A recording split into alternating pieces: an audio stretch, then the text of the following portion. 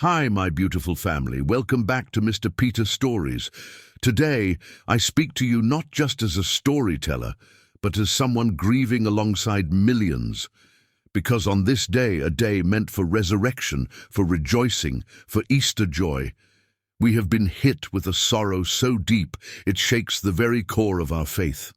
On this happy Easter, the day we celebrate Christ rising from the tomb, we also bow our heads in mourning, because Holy Pope Francis, a true servant of God, has returned home to his Maker. What a painful contrast, joy and grief colliding, celebration and sorrow holding hands. He was more than a leader, he was the heartbeat of compassion. He loved like Jesus, walked humbly, spoke truth in silence, and carried the burdens of the brokenhearted. And now, on Easter, when we say he is risen, we also say he has returned, not to us, but to God. Let us pray together as one family, one voice. Heavenly Father, today our hearts are torn. We celebrate the victory of your Son, Jesus Christ, yet we mourn the passing of your beloved servant, Pope Francis. Receive him, Lord. Welcome him into the gates of heaven, where there is no pain, no sorrow, only light, peace, and eternal love. Amen. My beautiful family, if you feel this moment in your soul, if your heart aches like mine, please comment Amen right now. Let us honor him with love that echoes across the world. Now, with eyes full of tears and a soul full of reverence, let us begin today's story. Because even through pain, love remains. Rain pounded against the windows of the Grand Monarch Hotel like angry fists, matching the rhythm of Tassie Grantham's heartbeat as she hurried to finish cleaning the last of the guest rooms. Lightning flashed, illuminating her delicate features. High cheekbones, full lips, and eyes that held both strength and vulnerability. At 23, Tassie's hands already showed signs of hard work, small calluses forming from the multiple jobs she juggled to keep her family afloat. Just 2 more rooms, then you can go home, she whispered to herself, tucking a rebellious curl back into her bun. Home. The word conjured images of her grandmother's weathered face, her younger siblings waiting for dinner, and the leaking roof of their small apartment that she couldn't yet afford to fix. Thunder crashed overhead as Tassie wheeled her cleaning cart toward room 1512. The hallway lights flickered ominously, casting shadows across the plush carpet. She picked up her pace, hoping to finish before the threatened power outage became reality. As she passed the glass doors leading to the hotel's conservatory, a movement caught her eye. A man stood alone amid the tropical plants, his back to her, shoulders tense as he stared out at the raging storm.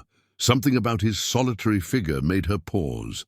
He didn't carry himself like the other wealthy guests. There was a weight to his stillness, a loneliness she recognized all too well. Before she could continue on her way, the lights went out completely.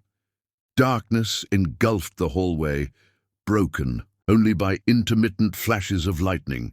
Tassie froze, her hand gripping the cart handle. "Are you all right?" A deep voice called from the conservatory. The man had turned, though she could only make out his silhouette against the storm-lit windows. "Yes, I'm fine," she answered, her voice steadier than she felt. The emergency generators should kick in soon, as if summoned by her words. Dim backup. Lights flickered on, casting everything in an amber glow. With the return of partial light, Tassie could see the man more clearly. Tall, with broad shoulders, dark skin a shade deeper than her own, and eyes that seemed to absorb the ambient light, rather than reflect it. He wore a simple black sweater and jeans that somehow looked more expensive than her entire wardrobe. "I was just about to make some tea," he said, gesturing to an electric kettle on a small table. "Would you like to join me? It seems we might be waiting out this storm for a while." Tassie hesitated. Fraternizing with guests was strictly against hotel policy. She needed this job desperately. It paid better than her morning shift at the diner or her weekend work at the laundromat. "I Should really finish my rounds, she replied. Though she made no move to leave, the man smiled and something in Tassie's chest tightened. I won't tell if you won't. Besides, management has bigger concerns right now than a shared cup of tea. Another crash of thunder made the decision for her, as the entire building seemed to shudder. Just until the worst passes, she conceded, wheeling her cart to the side of the doorway. I'm Brent, he said simply, pouring hot water into 2 delicate porcelain cups. Tassie. She accepted the offered tea, careful not to touch his fingers. The warmth seeped through the cup into her perpetually cold hands. That's an unusual name, he observed, leading her to a small seating area surrounded by ferns and flowering orchids. The air smelled of rain and earth and growing things. It was my great-grandmother's, Tassie explained, perching on the edge of a wicker chair. She was born in New Orleans. My grandmother says I have her spirit. Strong-willed? Brent asked with a hint of amusement. Stubborn as a mule, according to Grandma Rose. Tassie smiled despite herself, relaxing slightly. Outside, lightning split. The sky followed immediately by a deafening crack of thunder. Tassie jumped, nearly spilling her tea. Sorry, she murmured, embarrassed. Don't be, Brent said softly. I've never been fond of storms myself. In the amber glow with rain lashing at the glass walls around them, a curious intimacy developed. Perhaps it was the storm isolating them from the world, or the strange light transforming the ordinary into something magical. But Tassie found herself talking freely with this stranger. She told him about her grandmother, who had raised her after. Her parents died in a car accident when she was 12. About her siblings, Melik, who at 17 was showing promise as a basketball player, and Zora, just 14 and already smarter than anyone Tassie knew. And what about you? He asked. What dreams did you put aside when you became responsible for everyone else?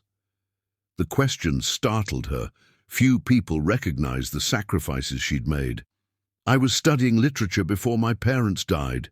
She admitted, I wanted to be a writer, maybe a professor someday, and now I have more practical dreams, she said, surprising herself with her candor. I've been taking business classes at community college.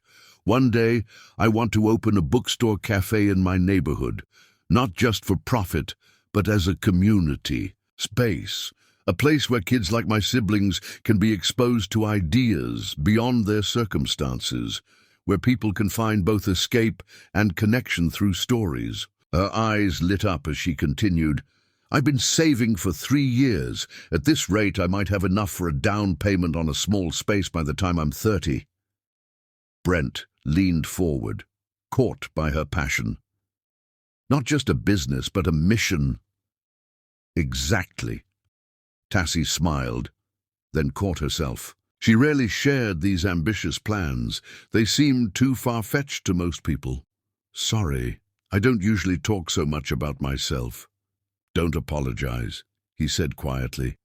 It's refreshing to hear someone dream of building something meaningful, not just profitable. Brent listened with genuine interest, asking questions that made her feel seen in a way she rarely experienced. He didn't share much about himself, deflecting personal questions with practiced ease, but his attention never wavered. What about you? Tassie finally asked. What brings you to Philadelphia in the middle of the worst storm of the year? A shadow passed over his face. Business, he answered vaguely. Then, seeming to reconsider, he added, and maybe a need to escape for a while. From what? The question slipped out before she could stop it. Brent's eyes met hers, dark and intense. From a life that sometimes feels like it belongs to someone else. The raw honesty in his voice resonated deep within her. Tassie knew what it meant to live a life dictated by necessity rather than choice, to suppress dreams for practicality. Without thinking, she reached across the small table between them and briefly touched his hand. I understand, she said simply. The moment stretched between them, fragile and charged. Then from somewhere deep in the hotel, voices called out as maintenance staff moved through the halls, checking for storm damage. Reality crashed back in. Tassie stood quickly, straightening her uniform. I should go. My shift ended 20 minutes. Ego, and my family will worry if I'm too late. Brent rose as well, towering over her slight frame.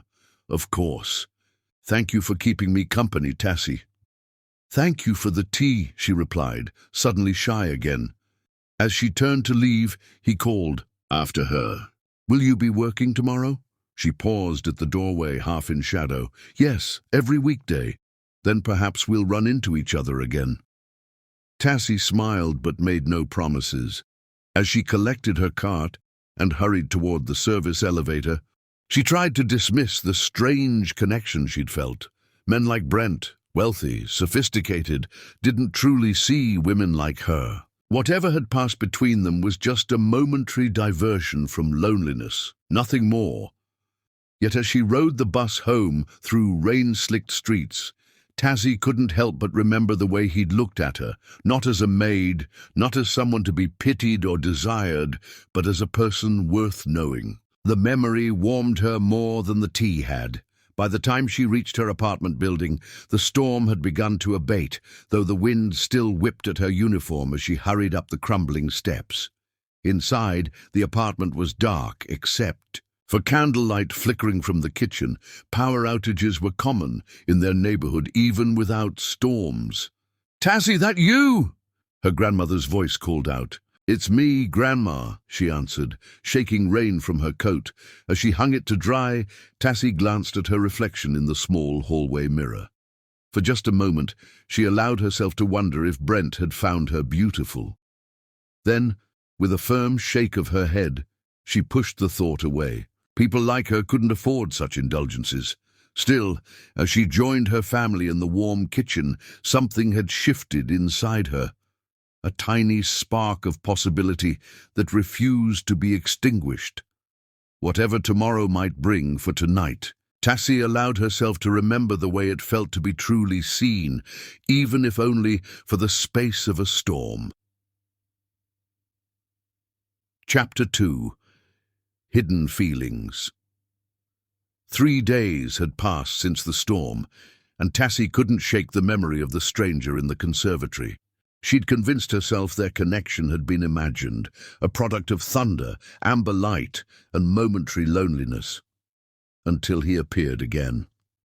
Tassie was changing linens in Suite 1408 when she felt a presence in the doorway.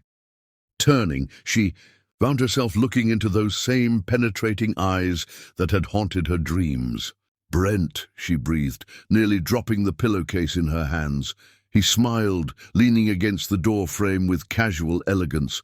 "I was hoping I'd find you." Tassie glanced nervously down the hallway.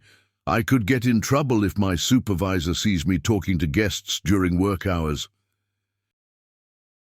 "Then let's talk after your shift," he suggested, his deep voice sending a ripple of warmth through her. "I thought maybe you could show me around the city. The real Philadelphia, not the tourist version."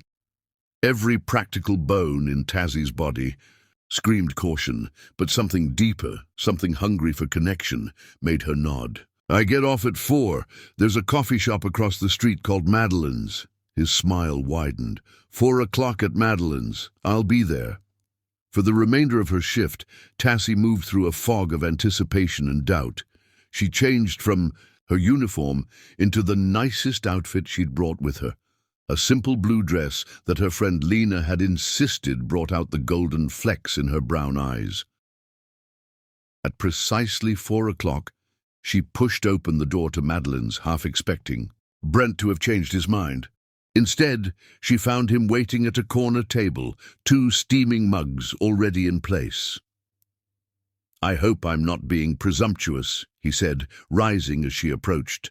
The barista recommended their chai latte. "It's perfect," Tassie replied, settling across from him. "My one luxury." Over the next 2 hours, conversation flowed between them with surprising ease. Brent asked about her favorite places in the city, listening intently as she described the hidden spots that tourists never discovered. The community garden where elderly West African women grew vegetables from their homelands. The rooftop where local artists gathered at sunset. The tiny bookstore with reading nooks hidden between shelves. "Would you show me?" he asked finally. "These secret places of yours?" The request surprised her. Men like him, she assumed he was some kind of businessman, usually preferred exclusive restaurants and VIP lounges. "They're nothing special," she warned, "just places that make me happy." "That's exactly why I want to see them." Something in his expression softened. "I grew up surrounded by wealth, but isolated from anything authentic. My father built his company through relentless work, and he expected the same from me. Prep schools, Ivy League, then straight into the family business. I've never experienced a city through the eyes of someone who truly lives in it." Tassie studied him, sensing genuine longing beneath his words. "Why tell me this?" "Because you look at me like I'm just a person," he admitted. "Do you know how rare that is in my life?" And so began their peculiar courtship. 3 or 4 evenings a week, Brent would wait for Tassie after her shift, and she would introduce him to her Philadelphia. They shared spicy West African stew, eaten on plastic chairs, watched street performers in the park, and spent hours in the cramped bookstore, heads bent close together as they read passages aloud to each other. Tassie found herself wondering about him constantly. He dressed simply but expensively, knew about wine and art, yet seemed genuinely delighted by the humble experiences she shared. When she asked about his work, he offered only that he was in corporate development and quickly changed the subject. "Are you married?" she finally asked one evening as they walked along the river. The question had been weighing on her for weeks. Brent stopped, turning to face her directly. "No, Tassie, I'm not married, not engaged, not involved with anyone." His voice softened. "Except, I hope, with you." The admission hung between them, both thrilling and terrifying. Tassie looked away, watching the lights of the city reflect on the dark water. "We hardly know each other," she whispered, though it wasn't entirely true. In the past month, she'd shared more of herself with Brent than with anyone else. "I know that you hum when you're thinking. I know you give half your lunch to the homeless man outside your bus stop. I know you read the last page of a book first, because you can't stand unhappy endings." He stepped closer, his warmth radiating in the cool evening air. "I know that meeting you has been the most real thing in my life for longer than I can remember." When his fingers brushed her cheek, Tassie closed her eyes, unable to resist leaning into his touch. "This can't work," she said, even as her heart raced traitorously. "We come from different worlds, then we'll create our own." His kiss, when it finally came, was gentle yet insistent, conveying a hunger that matched her own. Tassie's arms wound around his neck as she surrendered to the sensation, allowing herself this one perfect moment before reality intervened. Later that night, as Tassie quietly entered her family's apartment, her grandmother looked up from her, knitting, eyes narrowed with concern. "You're glowing, child," Rose observed. "What's his name?" Tassie hesitated. Her grandmother had raised her with strict values, education first, then marriage, then intimacy. Dating was acceptable only if it led toward marriage, and Rose had always warned her against men who would see her beauty but not her worth. "Brent," she admitted finally, "we're just friends." Rose's weathered hands stilled. "Friends don't put that look in a woman's eyes." "Be careful, Tassie. Men will promise the moon to get what they want." "He's not like that," Tassie defended, even while acknowledging the gaps in her knowledge about him.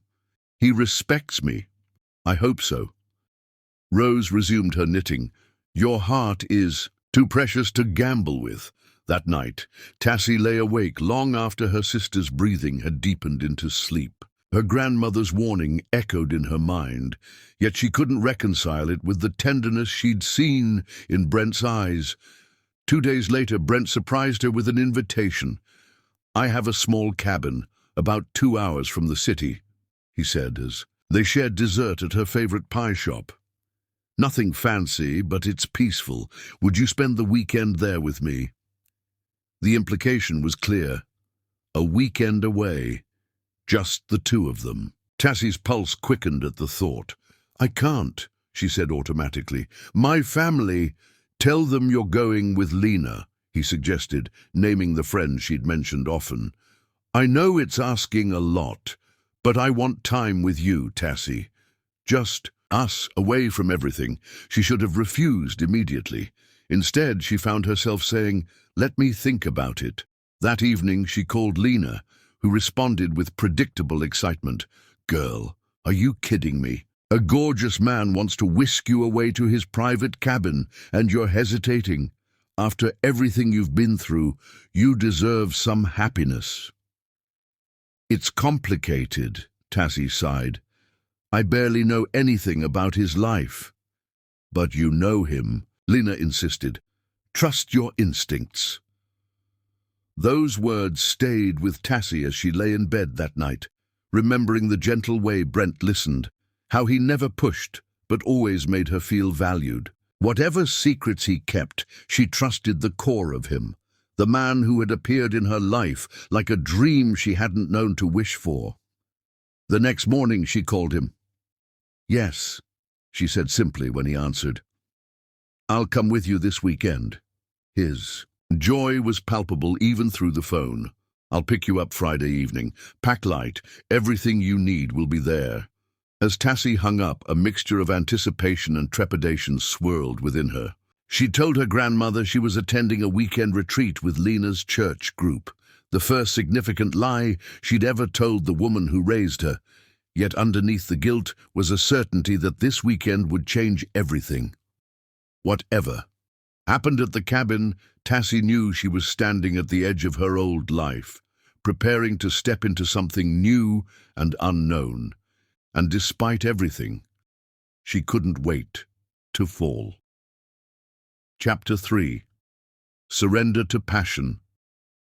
Friday evening arrived with golden light stretching across the city, painting the mundane in shades of amber and possibility. Tassie stood on the corner where Brent had agreed to meet her, a small overnight bag clutched in her hands. She had changed outfits 3 times before settling on a simple sundress that Lena had insisted made her look like a goddess walking among mortals. When a sleek black car pulled to the curb, Tassie hesitated momentarily before recognizing Brent behind the wheel. He stepped out, and her breath caught at the sight of him in casual jeans and a fitted navy Henley that emphasized the breadth of his shoulders. You look beautiful, he said, taking her bag and placing it gently in the trunk. This is yours, Tassie asked, running her fingertips lightly over the car's glossy surface. I assumed you'd call a rideshare. Brent smiled enigmatically.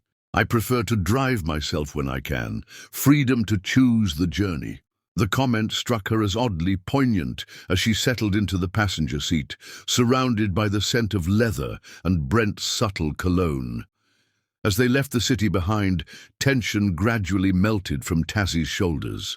The weight of responsibility, of being the eldest, the provider, the good girl, began to lift with each mile marker they passed. Tell me something you've never told anyone, Brent said, his eyes fixed on the winding road ahead as dusk descended. Tassie considered the question, watching the landscape transform from suburban sprawl to rolling countryside. I sometimes resent my family, she admitted in a whisper. I love them completely, but sometimes I imagine what my life would be like if I were only responsible for myself. Rather than judging, Brent nodded. Love and resentment often live in the same heart. It doesn't make the love less real. His understanding nearly undid her. For years, Tassie had carried the guilt of these thoughts, never voicing them for fear of seeming ungrateful for the family she still had. Your turn, she said, eager to shift the focus. Brent was quiet for so long that Tassie thought he might not answer. I'm lonely, he finally said. surrounded by people all day, making decisions that affect hundreds of lives, and yet most days I feel completely alone. The vulnerability in his voice created a bridge between them, stronger than any physical connection could be. Impulsively, Tassie reached across the console and laced her fingers with his.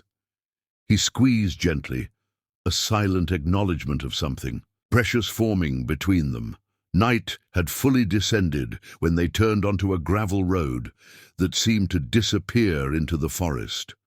After a half-mile of darkness broken only by their headlights, the trees parted to reveal what Brent had modestly called his small cabin. Tassie gasped. The structure before them was indeed made of logs, but cabin hardly did justice to the elegant two-story home with wide windows that glowed with welcoming light. A wraparound porch embraced the building, and above it all, stars crowded the night sky in numbers she'd never seen in the city. "You said it was nothing fancy," she accused, still staring in wonder. Brent shrugged, a hint of embarrassment crossing his features. "It's just a place to breathe. Come on, you must be hungry." Inside, rustic luxury greeted them, plush rugs over, hardwood floors, a stone fireplace dominating one wall, and an open kitchen where ingredients had been laid out beside a bottle of wine already breathing. "You cook?" Tassie asked, raising an eyebrow. "One of my few genuine talents." Brent handed her a glass of wine. "Make yourself comfortable. Dinner won't take long." Tassie wandered through the main room while Brent moved confidently around the kitchen. Shelves lined with books drew her attention. Not decorative volumes chosen for their spines, but well-worn paperbacks with creased covers and dog-eared pages. She pulled one out, surprised to find margin notes in a precise hand she recognized as Brent's. "You've actually read all of these," she observed. He glanced up from the vegetables he was chopping. "Books have always been better company than most people I meet. Is that why you seemed so at home in that little bookstore I showed you?" "That, and the company I was keeping." The warmth in his eyes made her stomach flutter. Dinner was a revelation. Pan-seared salmon, with herbs she couldn't name, vegetables that burst with flavor, and conversation that flowed as easily as the wine. Tassie found herself laughing more than she had in years. The burden of constant worry temporarily lifted from her shoulders. After they'd cleared the dishes together, Brent built a fire, while Tassie curled into the corner of the plush sofa, watching his methodical movements. There was something deeply intimate about seeing this side of him, domestic, focused, far from the polished figure who had first appeared in the hotel conservatory. "Dance with me," he said suddenly, extending his hand after setting his phone. On the mantel, soft jazz filled the room, the singer's smoky voice crooning about love found in unexpected places. Tassie allowed herself to be drawn into his arms, her body fitting perfectly against his as they swayed in the firelight. His hand on the small of her back radiated heat through the thin fabric of her dress, his heartbeat strong and steady beneath her palm. "I never expected you," she confessed, looking up into his face. "In all my careful plans, there was never room for someone like you." "Someone like me?" he echoed. "Someone who makes me want things I shouldn't want, someone who makes me reckless." Brent's hand moved to cradle her face, his thumb tracing the curve of her cheekbone with reverence. "Is that what this is? Recklessness?" Tassie closed her eyes, leaning into his touch. "I don't know anymore. It feels like coming home to a place I've never been." When his lips found hers, the kiss was different from their previous ones, deeper, hungrier, laden with intention. Tassie's arms wound around his neck as she pressed closer, feeling the solid warmth of him against every inch of her body. His hands traced the curve of her waist, respectful yet possessive in a way that made her pulse race. "Tassie," he murmured against her lips, his voice rough with restraint. "We don't have to." She silenced him with another kiss, pouring every ounce of her certainty into it. "I want this," she whispered. "I want you." He lifted her then, as if she weighed nothing, and carried her up the stairs to a bedroom where moonlight spilled through uncurtained windows. As he laid her gently on the bed, Tassie felt a momentary flicker of nervousness. This territory was unknown to her, not just the physical act, but the complete surrender of herself to another person. Brent must have sensed her hesitation. He knelt beside the bed, taking her hands in his. "We can stop any time," he promised. "Just say the word." The tenderness in his voice brought tears to her eyes. "I've never—" she began, then faltered. Understanding dawned in his expression. "Tassie," he said softly, bringing her fingers to his lips, "are you sure? This should be special." "It is special," she insisted, drawing him closer, "because it's with you." What followed was a gentle education in passion, Brent's hands and lips mapping her body with exquisite patience, drawing responses she never knew she was capable of feeling. He whispered praise against her skin, his touch alternately feather-light and firmly possessive, as he learned what made her sigh, what made her moan, what made her call out his name.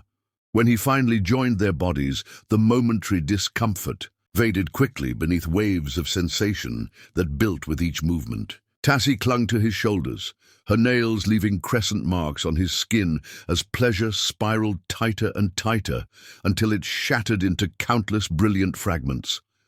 Afterwards, they lay tangled in moonlight, her head on his chest as his fingers traced lazy patterns along her spine. The silence between them was comfortable, filled with unspoken revelations. "Are you all right?" Brent finally asked, pressing a kiss to her forehead. Tassie nodded, unable to find words for the transformation she felt. Something fundamental had shifted within her, not just the physical change, but something deeper, as if pieces of herself that had been scattered had finally aligned. "I've never felt so completely myself," she admitted. "Is that strange?" "No," he replied, his arms tightening around her. "I feel it too." They made love again in the early hours of morning, this time, with growing confidence on Tassie's part as she explored his body with the same thoroughness he had shown hers. In the pale dawn light, she memorized every plane and angle of him, the contrast of their skin tones, a beautiful map of their joining. The weekend unfolded in a sensual haze, walks in the surrounding forest, punctuated by passionate embraces against ancient trees, impromptu cooking lessons that ended with flower-dusted kisses, long conversations by the fire about dreams and fears and hopes. With each passing hour, Tassie felt the walls she had built around her heart crumbling beneath Brent's genuine interest and tender attentions. Sunday afternoon arrived with cruel swiftness, reality encroaching on their private world. "I wish we could stay," Tassie sighed as they stood on the porch, watching rain begin to fall on the surrounding trees. "Just disappear from everything." Brent's arms encircled her from behind, his chin resting on her head. "We could," he said, an unfamiliar note of hesitation in his voice. "I have something to tell you, Tassie, something important." Before he could continue, her phone buzzed with a text from her grandmother. "Church group back early. Malik hurt. At practice, at hospital, nothing serious but asking for you." Concern instantly flooded through her. "I need to get back," she said, showing Brent the message. "My brother's hurt." Whatever Brent had been about to say was set aside as he immediately moved to gather their things. The drive back to Philadelphia was rushed, the easy intimacy of their weekend giving way to anxious silence as Tassie worried about Malik. When they reached the city limits, Tassie directed Brent to drop her several blocks from the hospital. "My grandmother might be outside waiting," she explained reluctantly. The lie about the church retreat. Understanding and disappointment warred in his expression. "Of course." He pulled to the curb, reaching across to take her hand. "Tassie, what happened between us was beautiful," she finished for him, leaning across to kiss him softly. I don't regret a single moment. Neither do I. His fingers brushed her cheek. I'll call you tomorrow. And Tassie. He hesitated, then simply said, I'm here for you, whatever you need. The words warmed her as she hurried through light rain toward the hospital, her body still humming with the memory of his touch, her heart fuller than it had ever been. Whatever came next, Tassie knew with bone-deep certainty that her life had irrevocably changed. She could never have imagined just how true that would prove to be. Chapter 4. Family Judgment. The antiseptic smell of the hospital assaulted Tassie's senses as she rushed through sliding doors, her heart hammering with worry for Malik.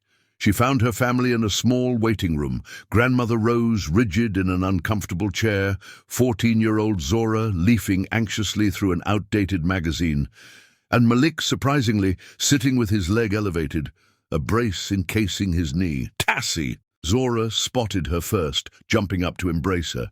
Where have you been? We've been calling for hours. Guilt surged through Tassie as she returned her sister's hug. My phone was on silent. I'm so sorry.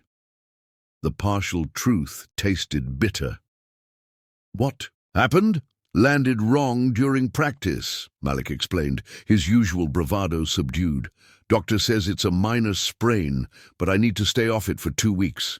Relief flooded through her, but the reprieve was short-lived as Grandmother Rose's piercing gaze catalogued her appearance.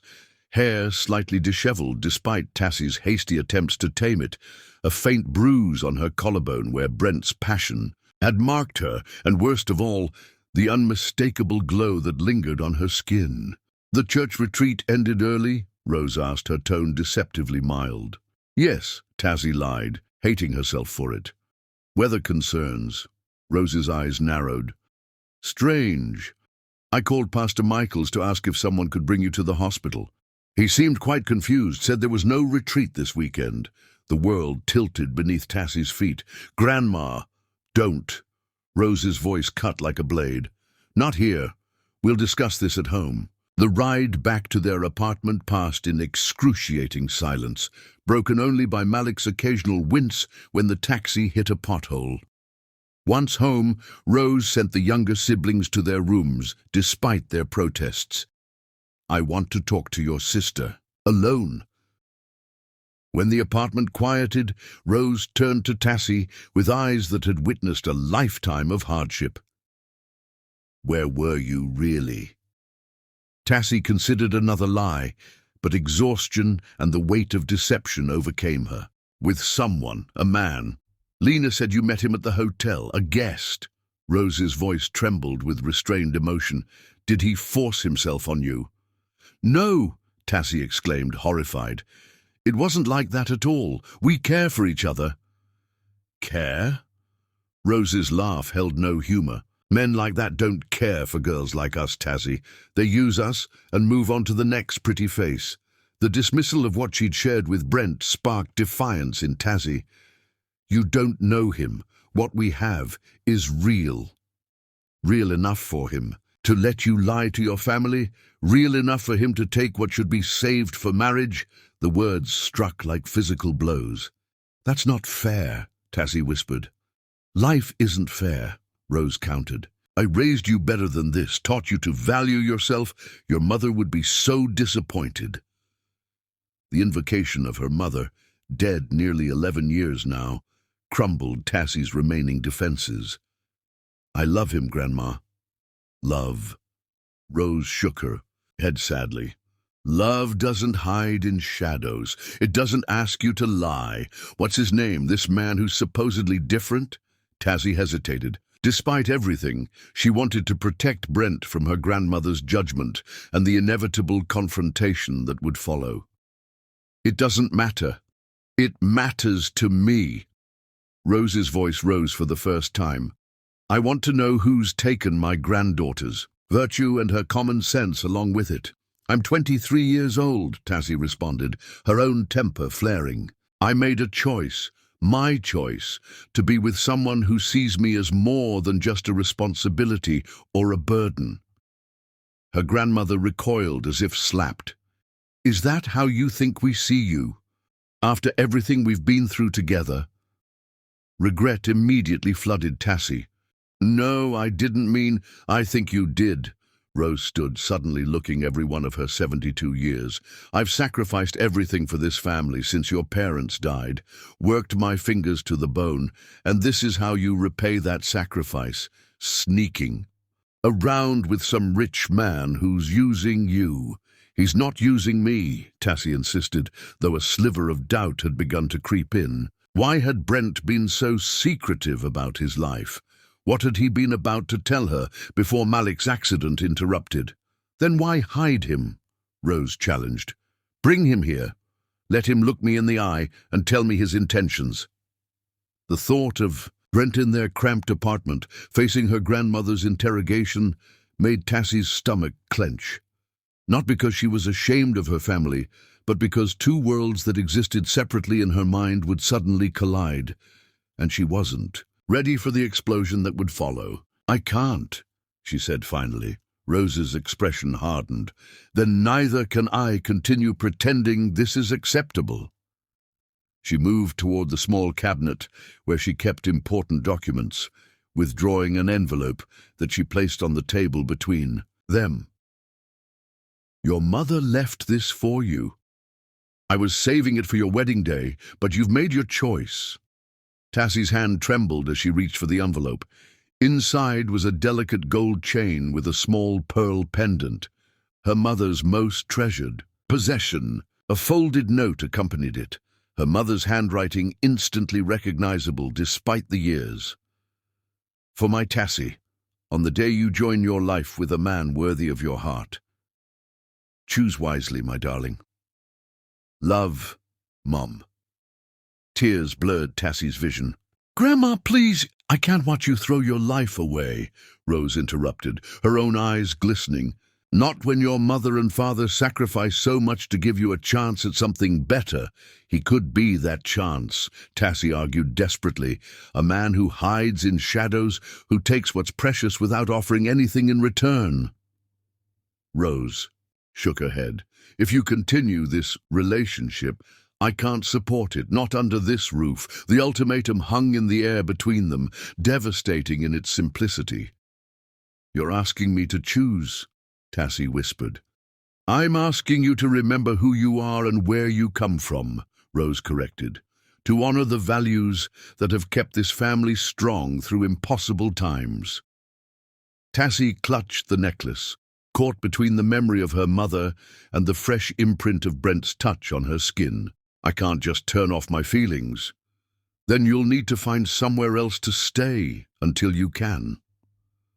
The words clearly caused Rose physical pain to speak, but her resolve remained unbroken. "Malik and Zora look up to you. I won't have them thinking this behavior is acceptable." The finality in her grandmother's voice made Tassie's knees weaken. She'd always known Rose held traditional values, but never imagined she would go this far. "Where am I supposed to go?" "To this man who claims to care for you," Rose suggested bitterly. "Let him prove his love isn't just words." Tassie's phone buzzed in her pocket, a text from Brent. "Thinking of you. Is your brother okay? Call when you can." The tenderness of his concern made the choice before her even more impossible. Calling him now, asking to stay with him, would change everything between them. What had been a beautiful beginning would become complicated by necessity and obligation. "I need some time," she said finally, "to pack a few things." Rose nodded stiffly, the set of her shoulders betraying how much this confrontation had cost her. As she turned to leave the room, she paused. "Your parents named you after my mother, a woman who faced unimaginable hardship but never compromised her dignity. Remember that, Tassie." Alone in the small living room, Tassie sank onto the couch, her mother's necklace cold against her palm. Through the thin walls, she heard muffled crying from Zora's room. Her sister had obviously overheard enough to understand what was happening. She should go to her, explain, comfort her. Instead, Tassie remained frozen, the full weight of her choice pressing down on her. She had known there would be consequences for the weekend with Brent, but never imagined they would be so immediate or severe. Her phone buzzed again. Another text from Brent. "I miss you already. There's something important I need to tell you." Tassie stared at the message, a sudden chill passing through her. Whatever Brent had been about to reveal at the cabin now loomed like a shadow over her fragile happiness. What secret had he been keeping that was important enough to finally share after they'd been intimate? With trembling fingers, she typed a response. "Family crisis. Can't talk now." She couldn't bear to tell him she'd been essentially disowned, couldn't face the possibility that once the passion of their weekend faded, he might not want the complications of her reality. Better to create distance now, before her heart became even more entangled. As night fell, Tassie packed a small bag with essentials. She slipped into her siblings' rooms to kiss them goodbye, promising she'd see them soon, that everything would be okay. Malik, unusually serious, made her promise to stay safe. Zora clung to her, tears soaking Tassie's shirt. "Is it because of a boy?" her sister whispered. "Grandma won't tell us why you're leaving." "It's complicated," Tassie answered, smoothing Zora's braids. "But I need you to be strong for Grandma and Malik, okay? I'm not going far."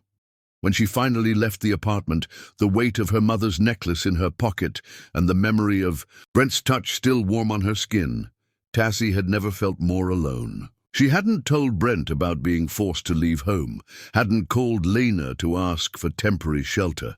Pride and confusion kept her silent as she walked through darkening streets toward the only safe place she could think of, the university. Library, open 24 hours, where she could hide among the stacks until morning, brought clarity. The injustice of her situation burned like acid. One beautiful, perfect weekend had cost her the stability she'd fought so hard to maintain. Yet even now, with her world crumbling around her, Tassie couldn't bring herself to regret the time with Brent. Something profound had awakened within her, a hunger not just for physical pleasure, but for the possibility of a love that saw her completely. As rain began to fall, echoing the storm that had first brought them together, Tassie found shelter beneath the library's grand entrance. Her phone vibrated once more with Brent's final message of the night. "Whatever you need, I'm here, always." The promise, so simple and yet so vast, brought fresh tears to her eyes. She wanted desperately to believe him, to throw herself into his arms and let him solve everything. But the doubt her grandmother had planted took root alongside her love. What did she really know about this man who had claimed her heart? Tomorrow, she would face that question. Tonight, surrounded by books that offered escape from a reality too painful to contemplate, Tassie wrapped her arms around herself, trying to hold together the pieces of a heart torn between family loyalty and newfound love. Neither option felt like winning. Both felt like profound loss. Chapter 5. Separation and Searching. 3 days, 72 hours of silence that felt like an eternity to Brent Gothard as he paced the length of his penthouse office, phone clutched in his hand. 3 days since. Tassie's cryptic message about a family crisis. 3 days of unanswered calls and texts that disappeared into the void. "Sir?" His assistant's voice barely registered. "The board is waiting in the conference room." "Cancel it," Brent replied, not bothering to turn around. "Reschedule for next week." "But the quarterly projections can wait." He finally faced her, the darkness under his eyes testimony to sleepless nights. "Find me everything you can on Tassie Grantham. Last known address, family members, employment history, everything." His assistant's professionalism didn't falter despite her evident surprise. "Of course. Is there anything else?" "Privacy," he said simply. When the door closed behind her, Brent sank into his chair, rubbing his temples where a headache had taken. A permanent residence. The timing couldn't have been worse. Just as he'd finally gathered the courage to tell Tassie the truth about his identity, that he wasn't simply a corporate employee, but Brent Gothard, CEO of Gothard Enterprises, a man whose face regularly appeared in business magazines. She had vanished from his life. What had happened with her family? Was her brother all right? Had they discovered her weekend away? The questions tormented him, made worse by his helplessness. He'd even driven past the Grand Monarch Hotel, only to learn that Tassie hadn't shown up for her shifts and was at risk of losing her position. For the first time in his adult life, Brent's considerable resources and influence were useless. He couldn't send flowers to her home. He didn't know where she lived. He couldn't contact her family. He didn't even know their names beyond her siblings, Malik and Zora, and her grandmother Rose. The woman who had opened her heart to him, whose body had trembled beneath his touch, had somehow become a ghost. His phone rang, jolting him from his thoughts. Unknown number. "Tassie?" he answered without preamble. "No, sir." His assistant's voice crushed his momentary hope. "But I may have found something. There's a Tassie Grantham registered at Philadelphia Community College. The records show an emergency. And contact Alina Washington. Lena, the friend Tassie had mentioned repeatedly. Get me her number." Already done. Sending it now. Within minutes, Brent was listening to a suspicious female voice on the other end of the line. "How did you get this number?" Lena demanded. "And why are you looking for Tassie?" "My name is Brent. I'm someone who cares about her deeply." The inadequacy of those words grated against him. "She disappeared 3 days ago after mentioning a family crisis. I'm worried." A long pause followed. "You're him," Lena finally said. "The guy from the hotel." "Yes. Look, I don't know what game you're playing, but Tassie's been through enough." The protectiveness in Lena's voice was palpable. "Her grandmother kicked her out because of you." The words hit Brent like a physical blow. "What? When?" "Sunday night. After they found out she'd lied about being with you." The timing aligned perfectly with Tassie's sudden silence. Guilt crushed against his ribcage. "Where is she now? Is she safe?" "She's staying with me. And no, she's not fine." Lena's bitterness radiated through the phone. "She's heartbroken, scared, and too proud to call you for help. What exactly were you expecting to happen when you whisked her away to your love nest?" The accusation stung, but Brent couldn't deny its validity. He'd pursued Tassie selfishly, drawn to her genuine warmth in a world of calculation and pretense. "I need to see her," he said. "Please." "That's not my decision to make." Lena's voice softened slightly. "But I'll tell her you called. If she wants to contact you, she will." It wasn't enough, but it was all he had. "Thank you." After the call ended, Brent stood at the floor-to-ceiling windows of his office, staring out at the city where Tassie was hiding from him. The knowledge that she'd lost her home because of their relationship cut deeper than he'd thought possible. In all his careful planning, he'd never anticipated this outcome. "Sir?" His assistant reappeared. "I have that information you requested. On Ms. Grantham." The file she placed on his desk was depressingly thin, born to Marcus and Eleanor Grantham, both deceased in a car accident 11 years ago, raised by maternal grandmother Rose Jenkins along with 2 younger siblings. Scholarship student at Philadelphia Community College, working 3 part-time jobs while maintaining a near-perfect GPA. No criminal record, no credit history beyond a single secured card with a $500 limit. A life of quiet struggle and dignity, now upended because of him. Brent moved to the window, memories flooding back of his own privileged but emotionally barren childhood. His father, Gerald Gothard, had built their technology empire through ruthless determination, sacrificing family time for business success. The rare moments of paternal approval had always been tied to achievement rather than affection. After His mother's death when he was 14, the Gothard mansion had become even colder. Brent had thrown himself into fulfilling his father's expectations, Harvard Business School, then ascending through company ranks despite whispers of nepotism. He'd proven his worth eventually, quadrupling company value while creating one of the city's most respected charitable foundations. Yet personal connections had remained superficial at best. Women attracted to his wealth, colleagues to his influence, friends to his status. Until Tassie. She'd really seen him, without knowledge of his position or fortune. And he'd hidden his identity not just to experience that novelty, but because for the first time in his adult life, he'd felt truly alive in someone's presence. Now, he'd lost her because of his omissions, however well-intentioned.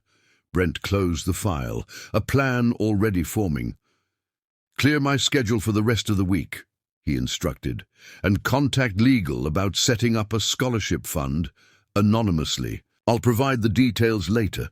For the first time in days, purpose replaced his helplessness. He might not be able to see Tassie yet, but he could ensure her family didn't suffer financially in her absence. Tassie folded laundry methodically in the back room of Suds and Duds, the 24-hour laundromat where she'd picked up shifts after losing her hotel position. 2 weeks had passed since she'd been forced to leave her grandmother's apartment. 2 weeks of sleeping on Lena's pull-out sofa. 14 days of avoiding Brent's increasingly concerned calls and messages. She'd managed to return to the hotel once to collect her final paycheck, only to learn she'd been terminated for her unexplained absence, another consequence of her sudden displacement. "You should call him back," Lena said, startling her from her thoughts. "He sounds desperate." Tassie concentrated on matching socks to avoid her friend's penetrating gaze. "It's better this way?" "Better for who?" "Not for you. You look like hell." "Not for him. The man called 11 times yesterday alone." Lena perched on the folding table, deliberately disrupting Tassie's work. "And definitely not for me, since I'm stuck watching this tragic romance implode for no good reason." Unlike Tassie's grandmother, Lena came from a family that embraced change and risk. The daughter of successful immigrants who had started with nothing, she'd watched her parents build a restaurant business from a food cart into a local chain. Their story had inspired her current pursuit of a business degree while working multiple jobs. "Not everyone gets a shot at real happiness, Tass," Lena continued, her usual bluntness softened by genuine concern. "My parents crossed an ocean with nothing but hope. Your parents worked themselves to the bone for your future. Don't you think they'd want you to grab onto something good when it comes along?" Their friendship had weathered many storms over the years. Tassie's parents' death, Lena's brief marriage and difficult divorce, shared financial struggles and educational triumphs. Where Tassie was cautious and analytical, Lena was bold and intuitive. Their differences had often provided necessary balance for each other. "It's complicated," Tassie sighed. "Life is complicated," Lena countered. "Doesn't mean you run from the good parts." "There are plenty of good reasons," Tassie argued, though her heart wasn't in it. "My family will come around eventually. Rose Jenkins is stubborn, not heartless." Lena crossed her arms. "What are you really afraid of?" The question pierced through Tassie's carefully constructed defenses. What was she afraid of? That Brent would reject her once he understood the complications of her life? That her grandmother was right and his interest would fade now that they'd been intimate? Or something deeper, that what they'd shared had been real, which was somehow more terrifying than if it had been a fantasy? "He was going to tell me something," she admitted finally. "At the cabin, before we got the text about Malik. Something important." "And you're assuming it's bad?" Lena shook her head in exasperation. "Girl, that man is in love with you. Anyone with eyes can see it." "You've never even met him," Tassie pointed out. "I don't need to." The way he sounded on the phone was enough. Lena squeezed her shoulder gently. Love isn't supposed to be safe, Tass. It's supposed to be worth the risk. The words lingered after Lena returned to the front counter. Worth the risk. Was Brent worth risking the additional pain of potential rejection on top of her family's disapproval? Worth the uncertainty of a future with a man she still knew so little about? The memory of their weekend together flooded back, not just the physical intimacy, but the moments of quiet conversation, the way he'd looked at her as if memorizing every detail of her face, the gentle way he'd held her afterward, as if she was something precious. Before she could reconsider, Tassie pulled out her phone and typed a single message. "I'm okay. Need time to think." His response was immediate. "Thank God. Can I see you, please?" The raw relief in those simple words made her throat tighten. "Not yet. Soon." "I'll wait," came his reply. Then, a moment later, "I miss you every second." Tassie pressed the phone to her chest, tears threatening. Why was she punishing them both out of fear? Because despite Lena's confidence, doubt still gnawed at her. What had Brent been keeping from her, and would it change everything between them? That evening, as she walked home from her shift, Tassie passed a newsstand and froze. There, on the cover of a business magazine, was a face she knew intimately. Brent, in an impeccable suit, looking every inch the powerful executive. The headline read, "Gothard Enterprises expands, CEO Brent Gothard's bold vision." The world tilted beneath her feet as pieces clicked into place. His expensive car, the cabin that was practically a mansion, his vague descriptions of his work. He wasn't just some corporate employee, he was Brent Gothard, one of the wealthiest men in Philadelphia. Tassie purchased the magazine with trembling hands, reading the article as she walked. Founded by his grandfather, Gothard Enterprises had grown under Brent's leadership into a technology empire with influence across multiple industries. The article described him as intensely private and unmarried, making him Philadelphia's most eligible bachelor. Laughter bubbled up from her chest, tinged with hysteria. She'd slept with one of the richest men in the city and hadn't even known his last name. Her grandmother's warning echoed in her mind. Men like that don't care for girls like us. Back at Lena's apartment, Tassie paced the small living room, the magazine clutched in her hand. She should feel angry at his deception, yet all she felt was a profound sadness. This explained everything: why he'd been secretive about his work, why he'd seemed hesitant to meet her family, why he'd finally decided to tell her the truth after they'd become intimate. Her phone buzzed with another message from Brent. "Whatever you're going through, let me help. Please don't shut me out." How could she respond? "I know who you are now." Seemed accusatory, while ignoring the revelation felt dishonest. In the end, she simply turned off her phone, unable to face the conversation that would inevitably follow. That night, sleep eluded her. Images of Brent, both the man she knew and the powerful CEO on the magazine cover, chased through her mind. Had any of it been real? The tenderness in his eyes when he looked at her, the vulnerability in his voice when he spoke of loneliness, the reverence in his touch when they made love. Dawn found her exhausted, but resolved. She needed answers, and only Brent could provide them. Before she could lose her nerve, she turned on her phone and typed, "We need to talk. The coffee shop near the hotel. 1 p.m. today." His response was immediate, as if he'd been waiting all night. "I'll be there." As she dressed for the meeting, Tassie confronted her reflection in Lena's bathroom mirror. Dark circles shadowed her eyes, and tension had drawn her features tight. "You deserve the truth," she told herself, "whatever it is." Lena appeared in the doorway, concern evident in her expression. "You're seeing him." Tassie nodded, holding up the magazine. "Did you know about this?" Lena's eyes widened as she took in the cover. "Holy shit," she breathed. "Tassie, do you know what this means?" That he lied to me, Tassie suggested bitterly, that he wanted you to love him for himself, not his money or status. Lena handed the magazine back with uncharacteristic gentleness. Do you know how rare that is for someone in his position? The perspective hadn't occurred to Tassie. She'd been so focused on the deception that she hadn't considered his motivation might have been protection rather than manipulation. Hear him out, Lena advised. Then decide.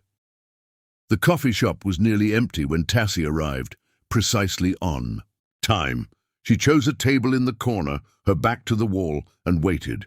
Each minute that passed heightened her anxiety, until finally the door opened. Brent entered, his gaze sweeping the room before landing on her. Relief and something deeper, a hunger that had nothing to do with physical desire, transformed his features. He crossed to her table in long strides, restraining himself from reaching for her only when she stiffened visibly. "Tassie," he said, her name like a prayer on his lips. "Thank you for meeting me." Up close, she could see that the past days had affected him as deeply as they had her. His normally immaculate appearance showed subtle signs of neglect, a daze, growth of beard, shadows beneath his eyes that matched her own. Without a word, Tassie placed the magazine on the table between them, open to the article. Understanding dawned in his expression, followed by resignation. "This is what I wanted to tell you at the cabin," he said quietly, before we were interrupted.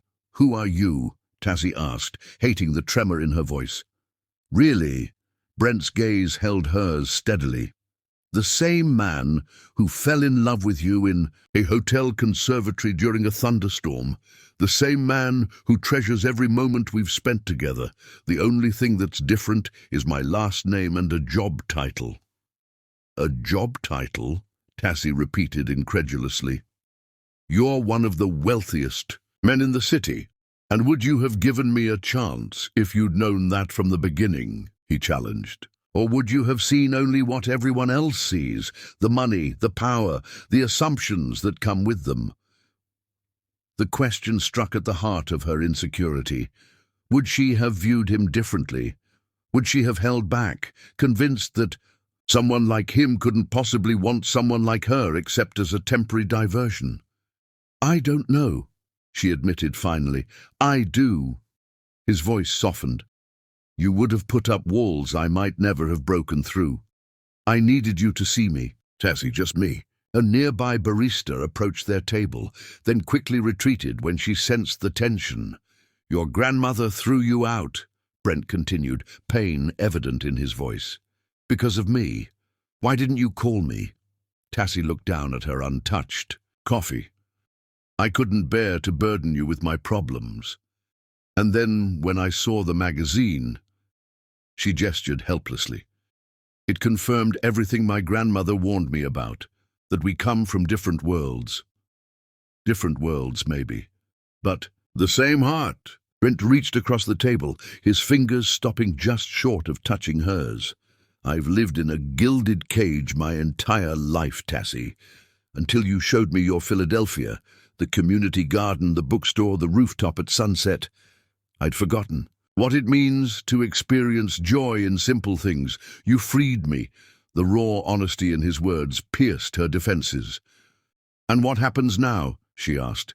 "You go back to board meetings and charity galas, and I go back to..." She faltered, realizing she no longer knew what she was going back to. "We go forward," Brent corrected gently. "Together, if that's what you want." The question hung between them, laden with possibilities both terrifying and exhilarating. Tassie studied his face, the face of a man who had pursued her without revealing his wealth or status, who had listened to her dreams as if they mattered, who had made love to her with a tenderness that still haunted her.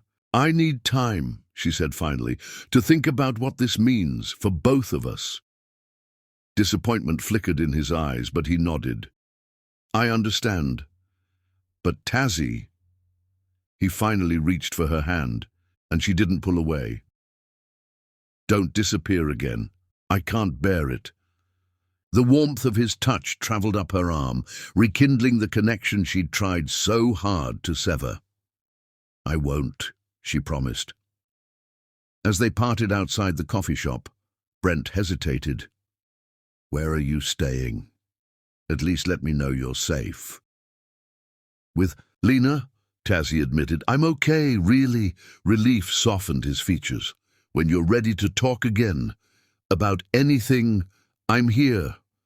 Watching him walk away took every ounce of her willpower.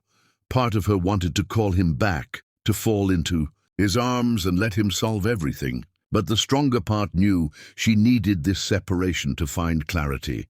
What neither of them realized, as they went their separate ways, was that fate had its own plans for their reunion, and it would come sooner and more dramatically than either could have anticipated. Chapter 6. Unexpected Revelation.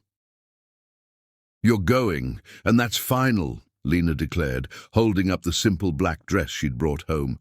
"One night serving appetizers to rich people won't kill you, and we both need the money," Tassie sighed, eyeing the dress with resignation.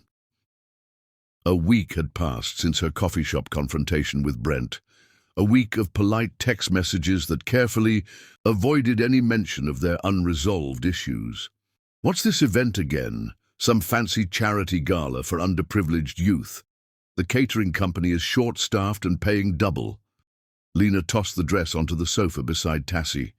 "Besides, you can't hide in my apartment forever." The truth of those words stung. Despite landing a full-time position at the laundromat, Tassie had barely left Lena's apartment except for work and quick visits with her siblings when her grandmother was at church. The vibrant, curious woman, who had once shown Brent her favorite city spots, had retreated into a shell of uncertainty. "Fine," she conceded, "but just for the money."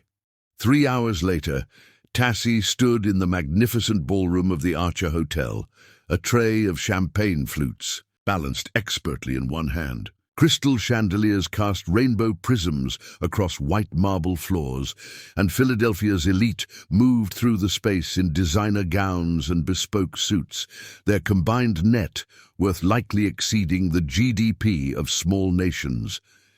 "Keep circulating," the catering manager hissed as he passed. "And smile, for heaven's sake.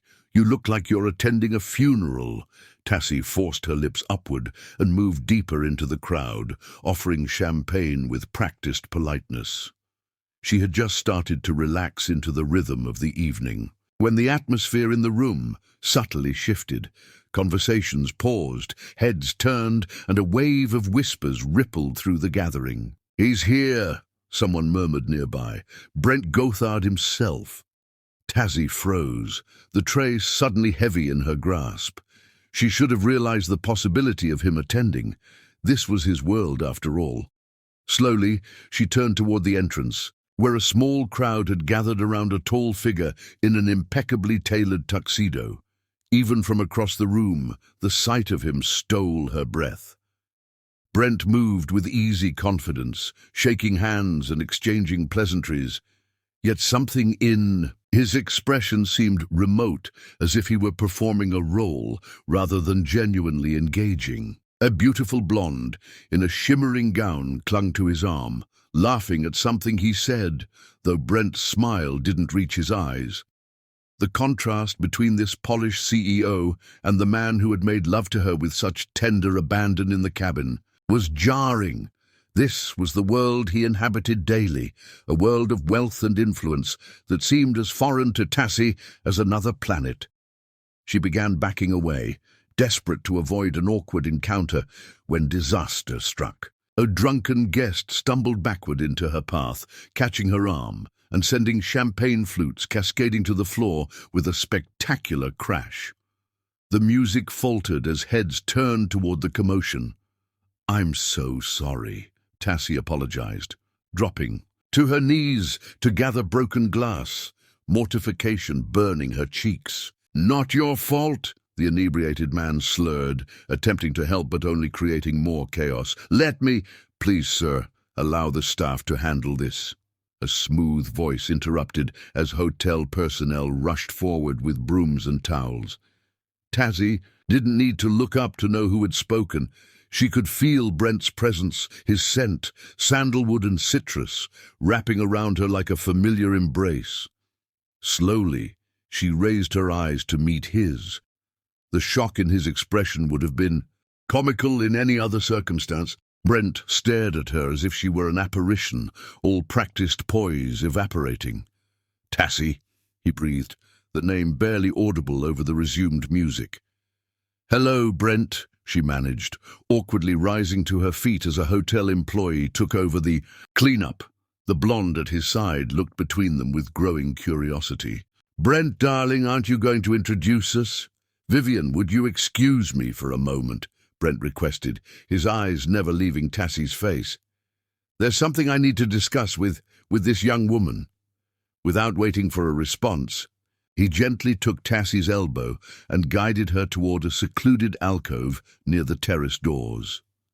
"What are you doing here?" he asked once they were relatively private. "Working," Tassie answered, embarrassment and something like jealousy twisting in her stomach. "Your date seems nice." "Vivian is my cousin, not my date," Brent corrected quickly. "She's in town from Boston and needed an escort for the evening." His expression softened. "You look beautiful." Tassie glanced down at her simple server's uniform, then at his custom tuxedo that probably cost more than 6 months of her rent. "I look like what I am," she said quietly. "The help. You know that's not how I see you. But it's how everyone else here does." She gestured to the glittering crowd. "This is your real world, Brent, not the quiet bookstore or the community garden." "My real world is wherever you are," he insisted, his voice dropping to an intimate murmur that sent shivers across her skin, despite her resolve. "These past days without you have been torture." The naked longing in his expression threatened to crumble Tassie's defenses. Before she could respond, the catering manager appeared. At her side, face tight with disapproval. "Ms. Grantham, you're needed in the kitchen immediately," he said pointedly. "Of course," Tassie replied, relief and disappointment warring within her at the interruption. "I have to go," she told Brent. He caught her hand as she turned away. "Meet me after, please. We need to talk." The warmth of his fingers entwined with hers sent jolts of remembered pleasure through her body. Silently, she nodded before pulling away and following the manager back to the kitchen. For the next 2 hours, Tassie moved through her duties mechanically, her mind replaying the moment of recognition in Brent's eyes. Whatever she had expected, from seeing him in his element, coldness, embarrassment, perhaps even pretending not to know her, the raw emotion in his gaze had not been it. As the event began winding down, Lena cornered her by the dessert station. "Girl, why didn't you tell me?" she demanded in a fierce whisper. "Tell you what? That your man is Brent freaking Gothard," Lena exclaimed. "He's the one who organized this whole event. His foundation funds scholarships for kids from our neighborhood. Information landed like a physical blow. Brent had created this charity gala for underprivileged youth from areas like where she had grown up. How had she not made this connection? "I need some air," Tassie murmured, slipping away from her friend and toward the terrace doors. Outside, the night air cooled her flushed skin as she gripped the stone balustrade, trying to process this new revelation. "I was hoping you'd come out here." Tassie turned to find Brent standing in the doorway, his bow tie loosened and jacket unbuttoned, looking more like the man she knew. He approached slowly, as if afraid she might bolt. "This is your foundation," she said, not a question, but a realization. He nodded. "Started it 5 years ago, after meeting a kid from North Philly who couldn't afford college, despite having the highest SAT scores in his school's history." "Why didn't you tell me?" "You never asked," he replied simply. "And I didn't want to seem like I was trying to impress you with charity work." The humility in his admission touched something deep within her. "I saw you in there," she said quietly. "Working the room, being Brent Gothard, CEO. You looked miserable," he suggested with a wry smile. "I was, until I saw you." He moved. Closer, close enough that she could feel the heat radiating from his body. "Do you know what I kept thinking all evening? That none of it matters. The money, the power, the influence. If I can't share it with someone who sees me for who I really am." "And who is that?" Tassie whispered. "Just a man who fell in love with a woman during a storm." Brent's hand rose to cup her cheek, his touch achingly gentle. "A man who's been lost since she walked away." The sincerity in his voice broke something open inside her. "I was scared," she admitted, "of your world, of not belonging in it. My world is empty without you in it." He drew her closer, his forehead resting against hers. "Come home with me tonight, Tassie. Not for this," his hand gestured to encompass the wealth and glamour behind them, "but for us. Let me show you who I really am, with no more secrets between us." Time seemed suspended as they stood together under the stars, poised at the threshold of transformation. In his eyes, Tassie saw the same tenderness that had captivated her from the beginning, untainted by the trappings of wealth and privilege that had so intimidated her. "Yes," she whispered finally, the word both surrender and claiming. His kiss was tentative at first, as if relearning the texture and taste of her, then deepening with a hunger that matched her own. When they finally broke apart, breathless, Tassie felt as though something fundamental had shifted within her, fear giving way to the courage to embrace possibility. Later that night, as they lay tangled in silk sheets in his penthouse apartment, the city lights creating patterns across bare skin, Brent traced the curve of her cheek with reverent fingertips. "Tell me everything," Tassie murmured, nestled against his chest. No more half-truths. And so he did, about growing up an only child with the weight of family expectations, about the loneliness of leadership, about how meeting her had awakened him to the simple joys he'd forgotten existed. As dawn began to lighten the sky, they remained awake, rebuilding the foundation of their relationship on complete honesty. "There's something I need to tell you too," Tassie said finally, gathering her courage. "I got fired from the hotel after missing my shifts when I left. Home." Brent's arms tightened around her. "I know," he admitted. "I went there looking for you." The image of him searching for her, worried about her, filled Tassie with a bitter sweetness.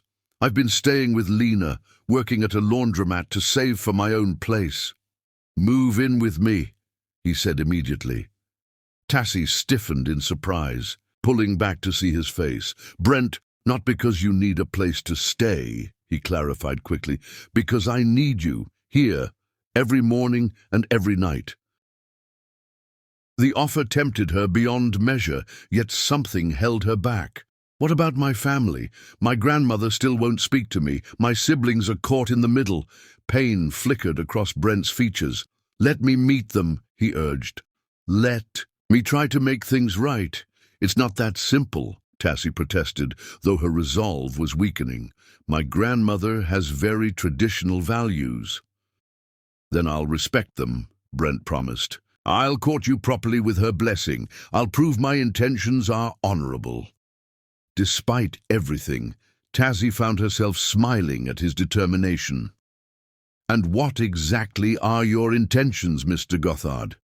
He raised himself on one elbow, his expression suddenly serious. "To love you for the rest of my life, Miss Grantham, if you'll let me." The simple declaration, delivered without grand gestures or flowery speeches, struck Tassie with its sincerity. This man, this powerful, wealthy man, had laid his heart bare before her, offering not just passion or companionship, but a future woven from their shared souls. As sunrise illuminated the room in golden light, Tassie made her choice. Whatever challenges lay ahead, family disapproval, societal judgment, the inevitable adjustments to their different worlds. They would face them together. "I love you too," she whispered against his lips.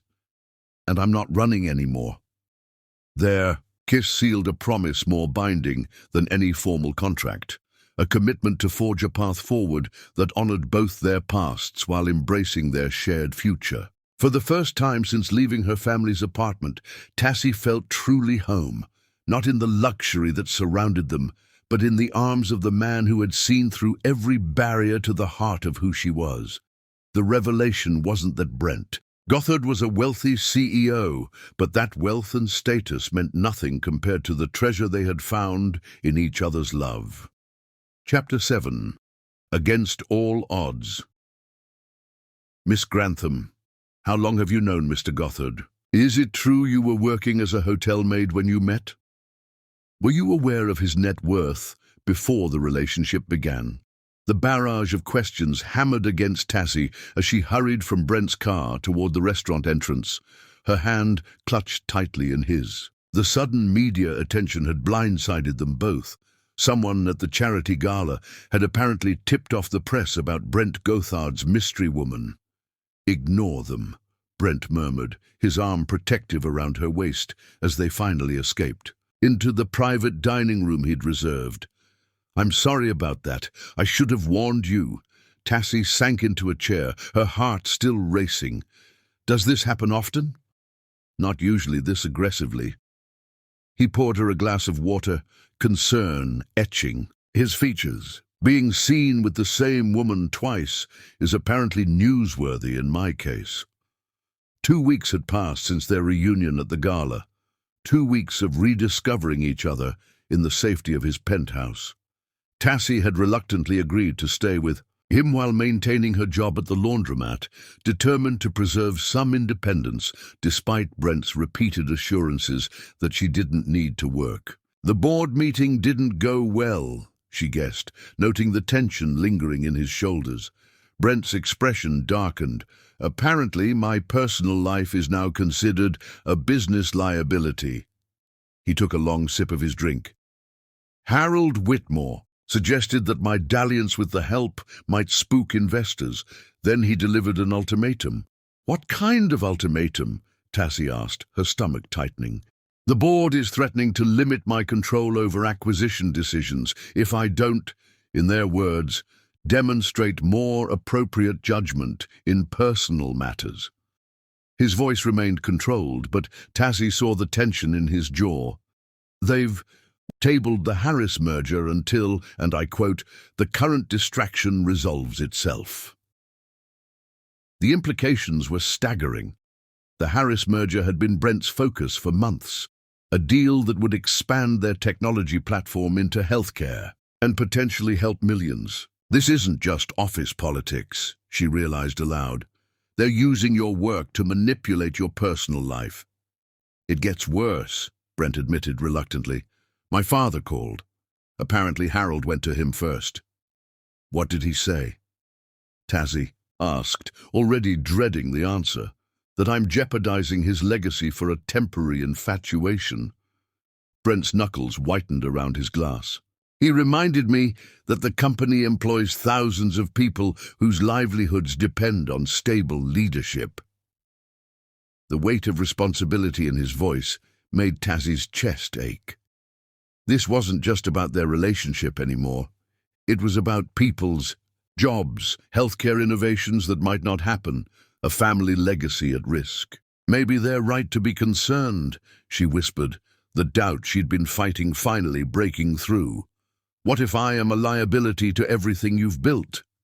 Instead of dismissing her concerns, Brent considered them with the gravity they deserved. "I've spent my entire life building something meaningful," he said finally. "But what's the purpose of success if I have to sacrifice authentic connection to maintain it? If I let them dictate this part of my life, where does it end?" Warmth spread through Tassie's chest at his defense. Still, doubt crept in like a shadow. "Maybe they're right to be concerned. The press clearly thinks I'm after your money." Let them think what they want," Brent reached across the table to take her hand. "You and I know the truth."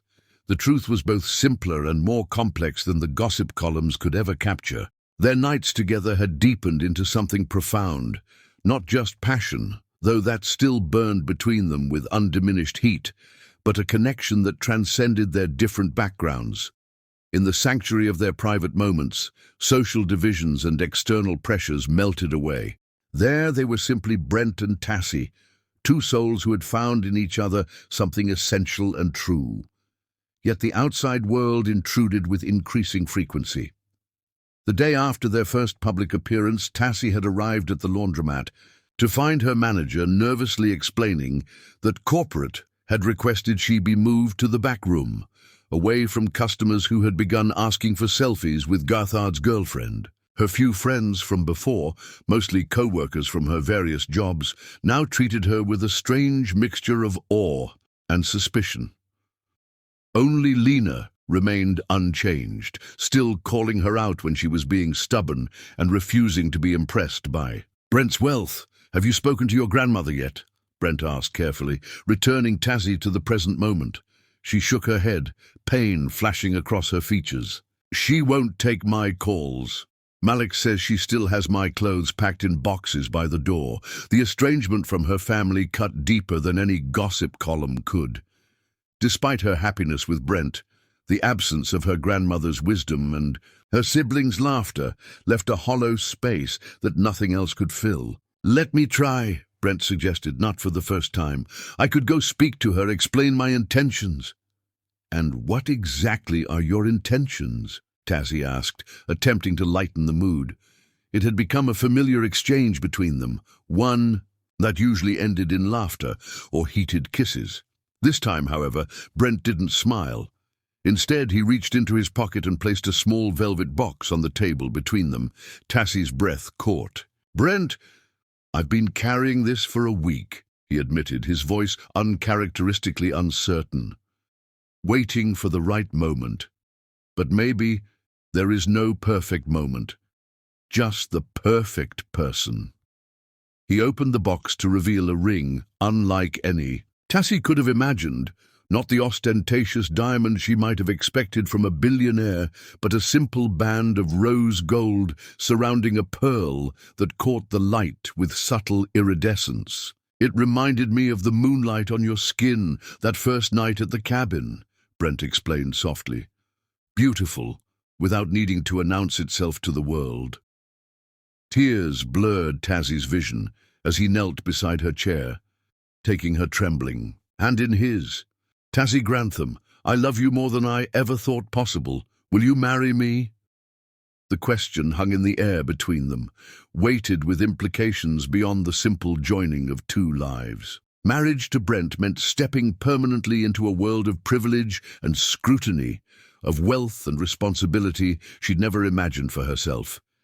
Yet looking into his eyes, Tassie saw beyond the CEO, beyond the billionaire, to the man who had shared her $2 coffee in a cramped bookstore, who had listened to her dreams as if they were as important as million-dollar deals, who had made love to her with reverent tenderness and passionate abandon.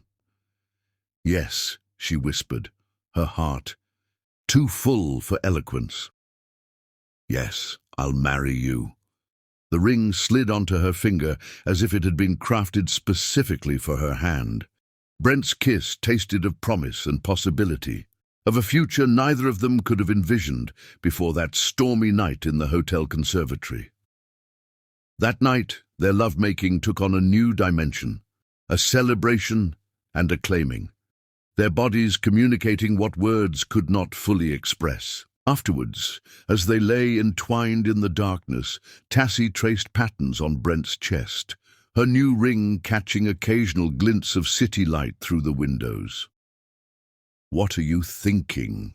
he murmured, pressing a kiss to her forehead. "That I want to face your board of directors," she answered, surprising herself with the sudden certainty. "And the press.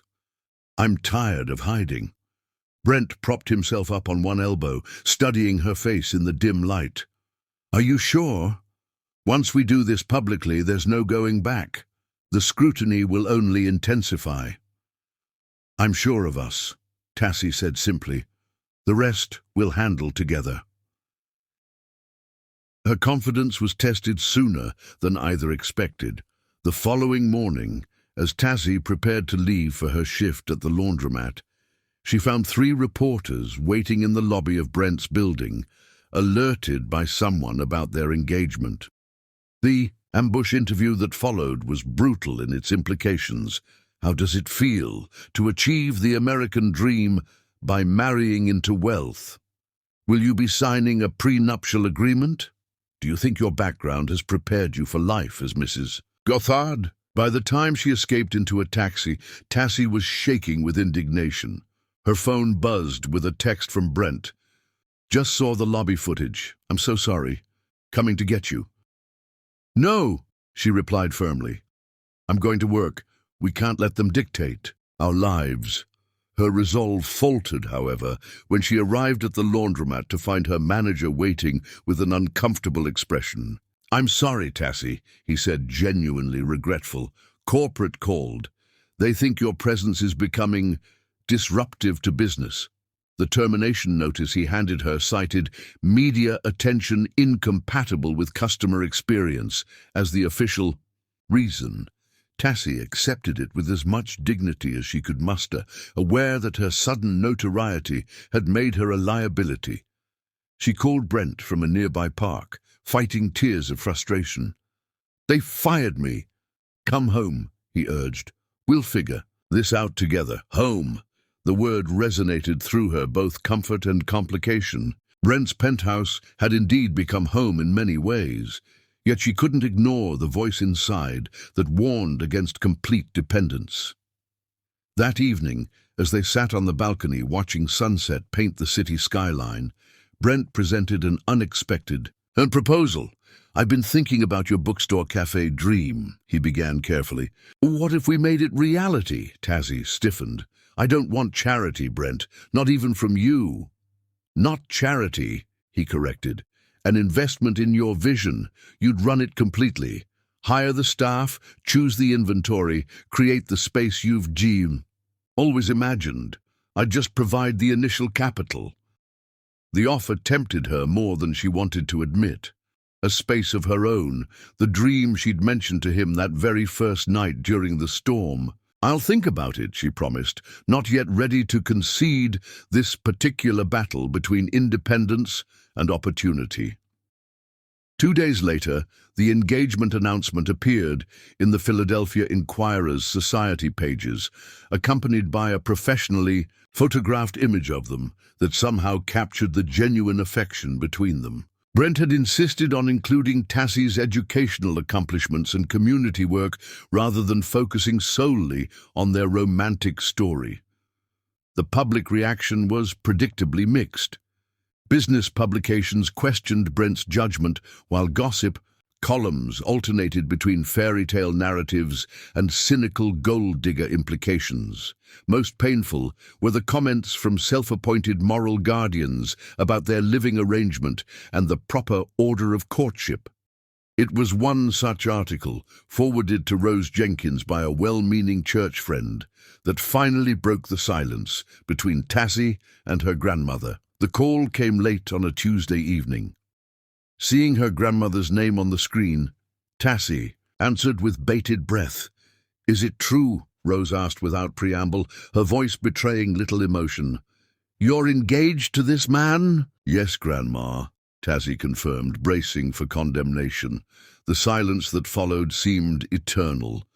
Finally, Rose spoke again, her voice softened by what might have been tears. Your mother would have wanted to see you marry.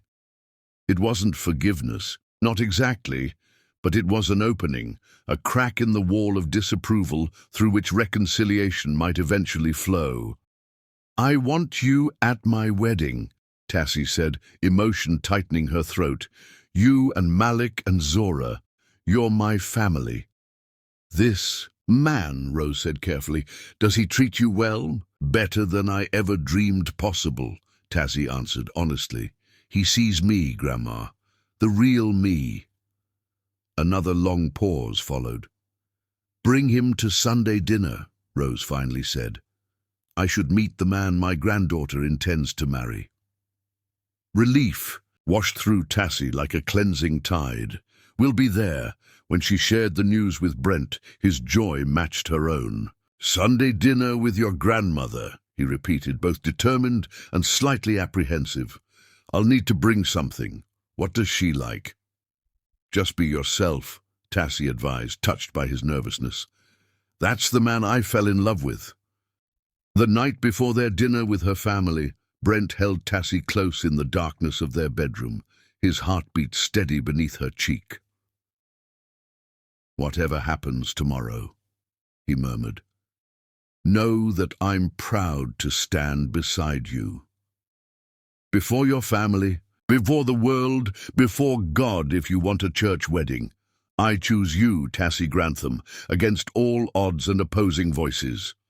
His words enveloped her like the most exquisite embrace, more intimate than even their physical union. In that moment, Tassie knew with bone-deep certainty that they would weather whatever storms awaited them, for they had found in each other not just passion or companionship, but the rarest gift of all, a love that recognized the essential truth of who they were, beyond circumstances or expectations, a love that had begun in the midst of a literal storm and had proven strong enough to withstand the metaphorical tempests that followed.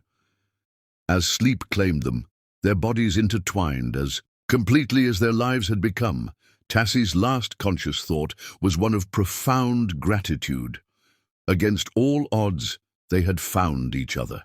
Against all odds, they would build a future worthy of the love they shared. Chapter 8. Confrontation. And Truth Sunday arrived with the weight of expectation hanging heavy in the air. Tassie stood before the mirror in Brent's, their bedroom, smoothing invisible wrinkles from her simple floral dress. She'd deliberately chosen something modest and familiar, something her grandmother would approve of, rather than the designer clothes Brent had offered to buy. "You look beautiful," Brent said, appearing behind her in the reflection. He too had, dressed with careful consideration, dark slacks and a button-down shirt rather than his usual custom suits. The only hint of luxury, the gleaming watch at his wrist. "I'm terrified," Tassie admitted, turning to face him. "My grandmother can be formidable."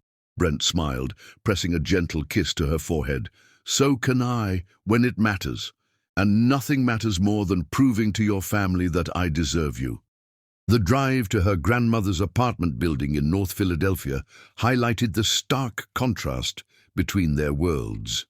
Sleek high-rises gave way to aging brownstones, manicured parks to concrete playgrounds. When they pulled up in Brent's luxury car, several neighborhood children gathered to stare. "This is where you grew up?" Brent asked, taking in the weathered facade with genuine interest rather than judgment. "Home," Tassie confirmed simply, watching his reaction carefully.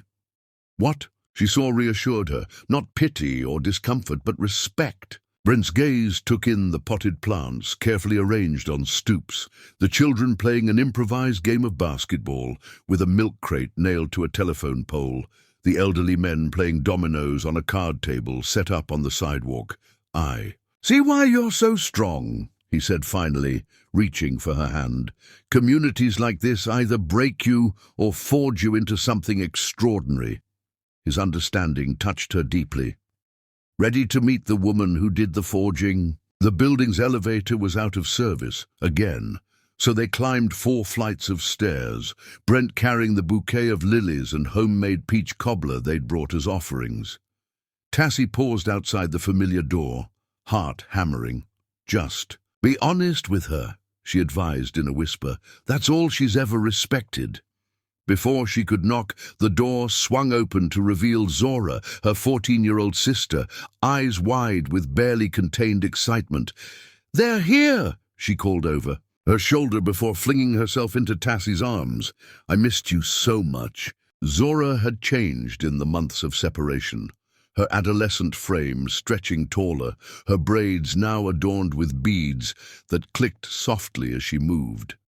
Unlike their grandmother, Zora had maintained secret contact with Tassie throughout the estrangement, texting late at night about school problems and friend dramas. "I've been reading those books you recommended," she whispered as they embraced. "Grandma doesn't know. She still thinks romance novels corrupt young minds."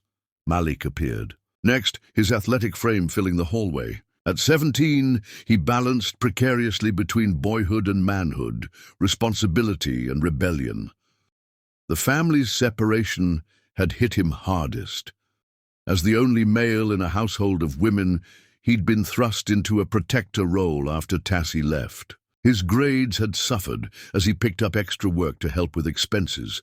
His basketball dreams temporarily sidelined. His greeting was reserved, the warmth in his eyes contradicting his attempt at cool detachment. He extended a hand to Brent with the solemn dignity of someone determined to be taken seriously. "Mr. Gothard." "Please call me Brent," he replied, meeting the young man's firm handshake with equal respect. Malik scored 30 points against Central. "Last week," Zora announced proudly. "College scouts were watching." "It was 28, Malik corrected, though a small smile cracked his serious facade, and they were probably watching Jenkins from Central anyway. Tassie's heart ached, realizing how much she'd missed. Games, school events, daily growth. Her siblings had been forced to adapt to her absence, and while they clearly didn't blame her, the cost of separation was written in subtle changes she was only now recognizing. And then Rose Jenkins stood in the doorway, her small frame somehow commanding the entire space. At 72, she still stood straight as a rod, her silver hair pulled back in a neat bun, her Sunday dress pressed to perfection despite its age. "Grandma," Tassie said softly, emotion threatening to overwhelm her. "This is Brent." Rose's penetrating gaze assessed him from head to toe, her expression revealing nothing. "You're the man who took my granddaughter's virtue." "Grandma," Tassie gasped, mortification flooding her cheeks with heat. But Brent didn't flinch. "I'm the man who loves your granddaughter more than my own life," he answered steadily. "And if you'll allow me inside, I'd like to explain why I hope to spend the rest of my days proving worthy of her." Something flickered in Rose's eyes. Not approval, exactly, but perhaps the recognition of sincerity. She stepped aside. "The roast is getting cold." The apartment looked exactly as Tassie remembered. Worn but immaculate, family photos covering every available surface. The dining table, already set with Rose's best dishes. The familiar scent of her grandmother's cooking wrapped around Tassie like an embrace, bringing tears to her eyes. Dinner began in awkward silence, broken only by Zora's enthusiastic questions about Brent's car and penthouse. Rose observed without comment as Brent answered each query with patient attentiveness, never condescending or dismissive of the teenager's curiosity. It was when Malik mentioned his basketball scholarship prospects that the conversation shifted meaningfully. "Coach says I have a shot at state if my grades stay up," he explained, pride evident in his voice. "But tuition's rough even with partial athletic coverage." "Your sister was the same," Rose interjected, her first voluntary contribution to the conversation. "Top of her class, scholarships offered, but never enough to cover everything, had to work 3 jobs to make up the difference." The pointed remark hung in the air between them. Brent set down his fork, meeting Rose's challenging gaze directly. "Miss Jenkins, I think it's time we spoke frankly." Rose nodded once sharply. "Children, clear the dishes." When they were alone at the table, Rose folded her hands before her, the gesture both prayerful and authoritative. "Say what you came to say, Mr. Gothard." "I understand your concerns," Brent began.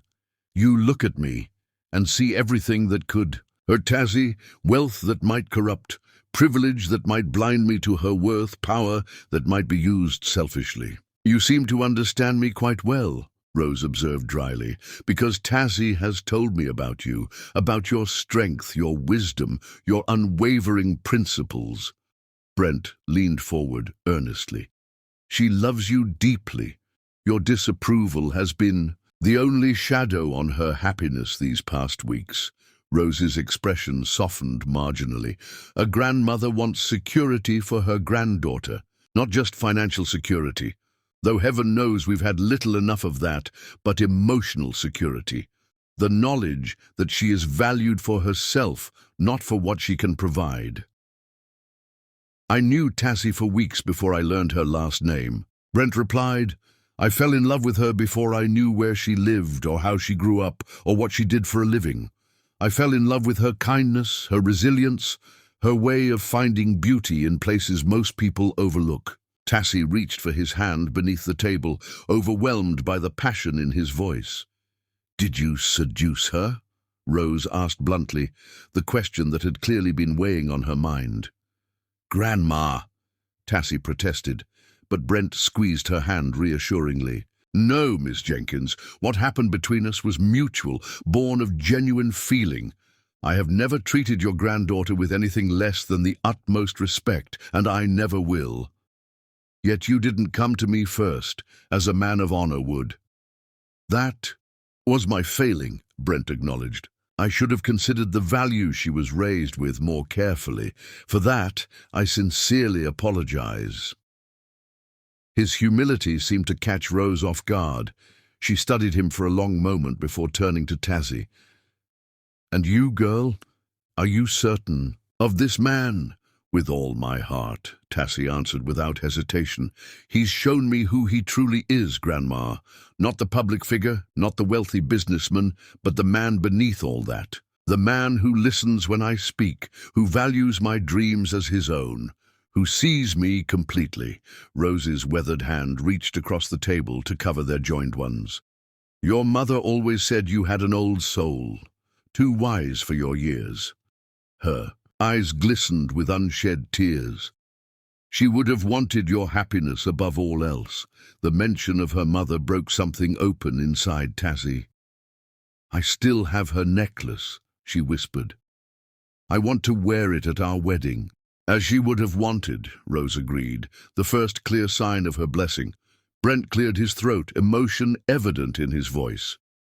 Ms. Jenkins, I want you to know that while I can never replace the years of separation, I intend to make sure Tassie's family, your family, is taken care of. Rose stiffened immediately. We don't need charity. Not charity, he corrected gently. Family. When I marry Tassie, you become my family too.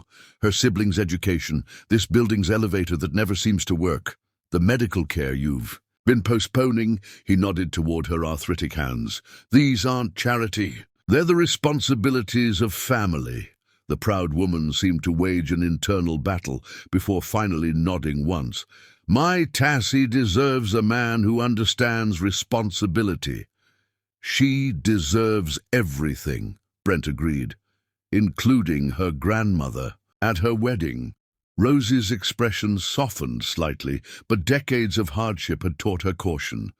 I need time, she said finally, to see if your actions match your words. That's all I ask for, Brent responded respectfully. A chance to prove myself. When Malik and Zora returned from the kitchen, Rose turned to them. Mr. Gothard will be joining us for Sunday dinner next week as well, she announced, her tone making it clear this was both test and tentative olive branch. And perhaps the week after. Tassie caught her grandmother's eye, understanding the unspoken message. Rose wouldn't surrender her reservations in a single evening, but she was willing to open the door to possibility. For a woman who had weathered abandonment and disappointment throughout her life, this cautious acceptance represented profound courage.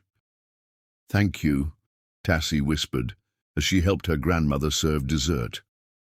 Don't thank me yet, Rose murmured, but there was a flicker of warmth in her eyes that had been absent for months. He has much to prove. As do I, Tassie acknowledged, recognizing that rebuilding trust would require patience from all of them. Later, as they prepared to leave, Rose pulled Tassie aside while Brent showed Malik pictures of basketball games he'd attended. He loves you, her grandmother said, not a question but a recognition. Yes, Tassie confirmed, her heart full. "And you love him, not his money or his position." "I loved him when I thought he was just another hotel guest," Tassie reminded her. "The rest is incidental." Rose nodded, satisfaction in her expression. "Your mother and father had that kind of love, rare and precious." She squeezed Tassie's hands tightly. "Don't lose yourself in his world, child. Remember who you are and where you come from." "I won't forget," Tassie promised. "How could I, with you to remind me?" When they finally said their goodbyes, Rose surprised them both by embracing Brent briefly. "You take care of my girl," she instructed, her voice gruff with emotion. "With everything I am," he vowed. The drive back to the penthouse was quiet, both of them processing the evening's emotional weight. It wasn't until they were home, wrapped in each other's arms in the darkness of their bedroom, that Brent spoke. "Thank you," he whispered against Tassie's hair. "For what? For sharing your family with me, for letting me see where you come from." His arms tightened around her. "You're extraordinary, Tassie Grantham, and now I understand why." The tenderness in his voice undid her completely. Tassie turned in his embrace, finding his lips with hers, pouring all her emotion into the connection. What followed was lovemaking of exquisite gentleness, a reaffirmation of everything they'd shared with her family that evening, a testament to the truth of their bond. Afterward, as Tassie drifted towards sleep in Brent's protective embrace, she realized that the confrontation she'd dreaded had instead become a gateway to healing. The judgment she'd feared had transformed into tentative acceptance. The truth they'd shared had not divided but united. For the first time since leaving her grandmother's apartment that fateful night, Tassie felt wholly herself, not torn between worlds, but standing firmly in both, bridging the gap with the strength of love that had brought them together against all odds. "We're going to be okay," she murmured, more to herself than to Brent.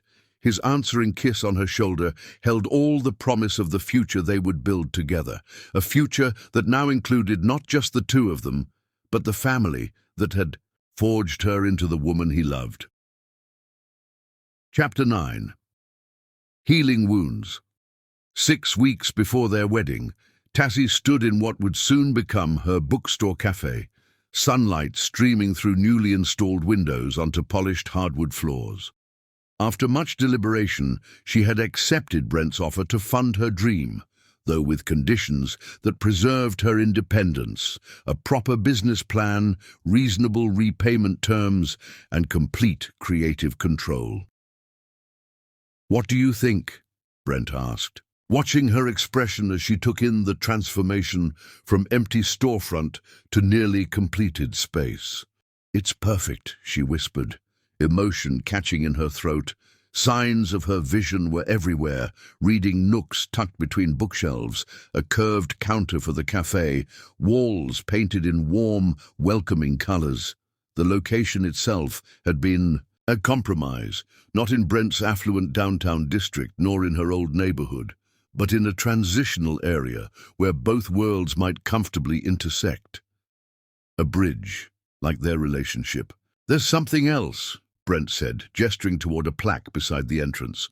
"Rose's Corner, a special section for community gatherings and children's reading hours." Tears sprang to Tassie's eyes. "Grandma will love it." The mention of Rose brought both warmth and lingering sadness. While their Sunday dinner had begun the healing process, true reconciliation was proving to be a gradual journey. Rose had agreed to attend their wedding, but remained reserved about the rapid changes in Tassie's life. "Speaking of your grandmother," Brent said carefully, "I received an interesting call this morning. The building manager where she lives wanted to thank me for funding the elevator repairs." Tassie frowned. "But we never—" "Exactly." Brent's expression was puzzled. "Someone anonymously covered not just the elevator, but several building improvements. New security system, roof repairs, playground equipment." The mystery was solved that evening when they visited Rose's apartment for dinner, now a weekly tradition. As they climbed the now functioning elevator, Malik mentioned casually, "Did you know your company has a scholarship program, Brent?" A counselor just told me I've been selected." Brent's momentary confusion gave way to understanding as he met Tassie's knowing gaze. He had authorized no such scholarship, which meant only one thing: his board of directors, particularly those who had been most vocal about his relationship with Tassie, were attempting to smooth things over by helping her family. "Congratulations," he told Malik sincerely. "You've earned it." Later that night, as they drove home, Tassie broached the subject. "Your board members are trying to buy my family's approval." "Yes," Brent acknowledged. "After what happened at the shareholders' meeting last month, they're desperate to repair the situation." The meeting had been a turning point in their struggle with the board. After weeks of escalating pressure to end his relationship with Tassie, Brent had taken a calculated risk. Rather than continuing to fight behind closed doors, he'd used the quarterly shareholders' meeting to address the situation directly. "I told them I wouldn't apologize for who I love," he explained, "but I would take full responsibility for any actual business impacts." Then I presented the performance metrics for the quarter, our best in 5 years. The strategy had been bold, but effective. Several major shareholders had spoken up in his support, pointing out that his personal life was irrelevant as long as company performance remained strong. Harold Whitmore had been publicly humiliated when his thinly veiled elitist objections were met with disapproval from key investors. "So now they're trying a different approach," Tassie mused. "Instead of forcing you to choose between me and the company, they're attempting to ingratiate themselves through my family." Exactly. Classic corporate strategy. If you can't eliminate a perceived problem, co-opt it. Brent's lips quirked into a smile. "I didn't expect them to be quite so transparent about it, though." "The Harris merger still hanging in the balance?" "Actually, no. After the shareholders backed me, the board reluctantly approved moving forward." Brent's expression grew more serious. "But this isn't over, Tassie. Corporate politics are rarely resolved in a single battle.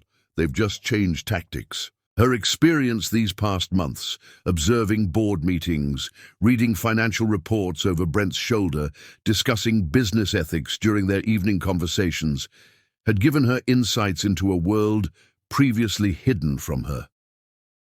The corporate maneuvering reminded her of neighborhood politics in her community, just with higher financial stakes. "Your world isn't so different from mine," she observed, "just bigger consequences and better clothes." Brent laughed, the sound warm in the quiet car. "That's why I need you beside me. You see through the pretense to what really matters." Rose welcomed them with uncharacteristic softness, her arthritis visibly improved after a friend from church had insisted on paying for her treatment. Throughout dinner she slipped hints about other blessings that had mysteriously appeared: Zora's new laptop for school, prepaid utilities for 6 months. Later, as they helped clear the table, Rose pulled Tassie aside. "Your young man thinks he's being subtle," she said dryly. "It wasn't him, Grandma," Tassie explained quietly. "At least not directly. His business associates are trying to win his favor through us." Rose considered this, her sharp eyes evaluating. "And how do you feel about that?" The question pierced to the heart of Tassie's ongoing adjustment to Brent's world, a world where influence and money created ripples that touched lives far beyond their immediate circle. "I'm learning that wealth creates its own complications," she admitted. "But Brent never uses it to control or manipulate. He respects boundaries, mine and yours." Rose nodded slowly. "Your mother would say there's no shame in accepting help that's offered with a clean heart." She reached into her apron pocket and withdrew a small velvet pouch. "Speaking of your mother," inside was a delicate silver bracelet with a single charm, a tiny book. "She wore this when she married your father," Rose explained, her voice thick with memory. "Said it represented their shared love of stories." The parallels to Tassie's own relationship, the bookstore, her first meaningful conversations with Brent about favorite novels, struck her with powerful clarity. "Grandma," she whispered, overcome. "No bride should walk down the aisle without her mother's blessing," Rose said firmly. "Since Eleanor can't be here to give it, I will." She clasped Tassie's hands between her weathered ones. "You've chosen well, child, a man who sees your worth beyond beauty or circumstance."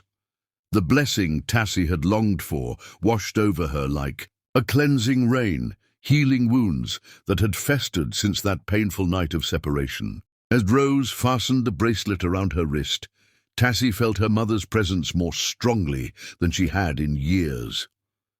That night, as they lay in bed, Tassie shared her grandmother's gift with Brent, who listened with characteristic attentiveness. "Your family is extraordinary," he observed, tracing the book charm with gentle fingers. "Their resilience, their principles, their capacity for forgiveness. I see where you get your strength." "They're your family now, too," Tassie reminded him, resting her head on his chest. "Which is why I've been thinking," he began hesitantly. "The penthouse is beautiful, but it's not exactly welcoming for family gatherings. What would you think about looking for a house? Something with a yard for when Malik and Zora visit, maybe a garden for your grandmother." The consideration behind his suggestion, not just of her needs but her family's comfort, confirmed yet again the depth of his love.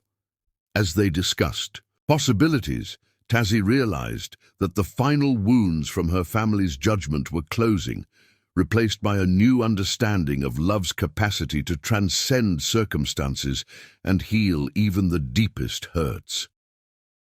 3 days before their wedding, Tassie helped her grandmother pack for the move to the hotel where family would stay for the celebration. As they carefully folded Rose's best dresses, the older woman paused, her expression pensive. "I was wrong about him," she admitted quietly. "And unfair to you. Pride and fear made me forget that love doesn't follow rules or respect social boundaries." "You were protecting me," Tassie assured her. "As you always have." Rose shook her head. "I was clinging to old ways instead of seeing what was right before me, a love as true as any I've witnessed." She took Tassie's hands, her grip surprisingly strong. "Promise me something, child. Anything, Grandma. Remember that the greatest gift you can give that man isn't your beauty or even your love, but your truth, the wisdom from where you've been, the strength from what you've overcome." Rose's eyes shone with fierce pride. "Never let wealth make you forget what struggle has taught you." "I promise," Tassie vowed, embracing her grandmother tightly. As their wedding day approached, the final wounds of judgment and separation had not just healed, but transformed into something stronger. A family bridge between worlds that had once seemed impossibly distant, united by love that recognized no boundaries but those of the heart. Chapter 10. Love Transcends. All dawn broke over Philadelphia with gentle determination, painting the sky in shades of promise. Tassie stood at the window of her hotel suite, watching the city awaken on her wedding day. Behind her, Lena and Zora fussed with the elegant gown hanging on the closet door, simple yet exquisite, ivory satin that skimmed her curves before flowing into a modest train. "Nervous?" Lena asked, appearing at her side with a cup of tea. "Surprisingly, no," Tassie answered truthfully. The journey to this moment, from that stormy night in the hotel conservatory to the judgment of her family, from separation to reconciliation, had burned away uncertainty, leaving only the pure awe of conviction. "It feels like coming home." A knock at the door announced Rose's arrival. Her grandmother entered, resplendent in deep purple silk, a small box clutched in her hands. "Your mother wore these," she said without preamble, opening the box to reveal pearl earrings that matched the pendant on Tassie's engagement ring. "They were her something borrowed. Now they're your something old."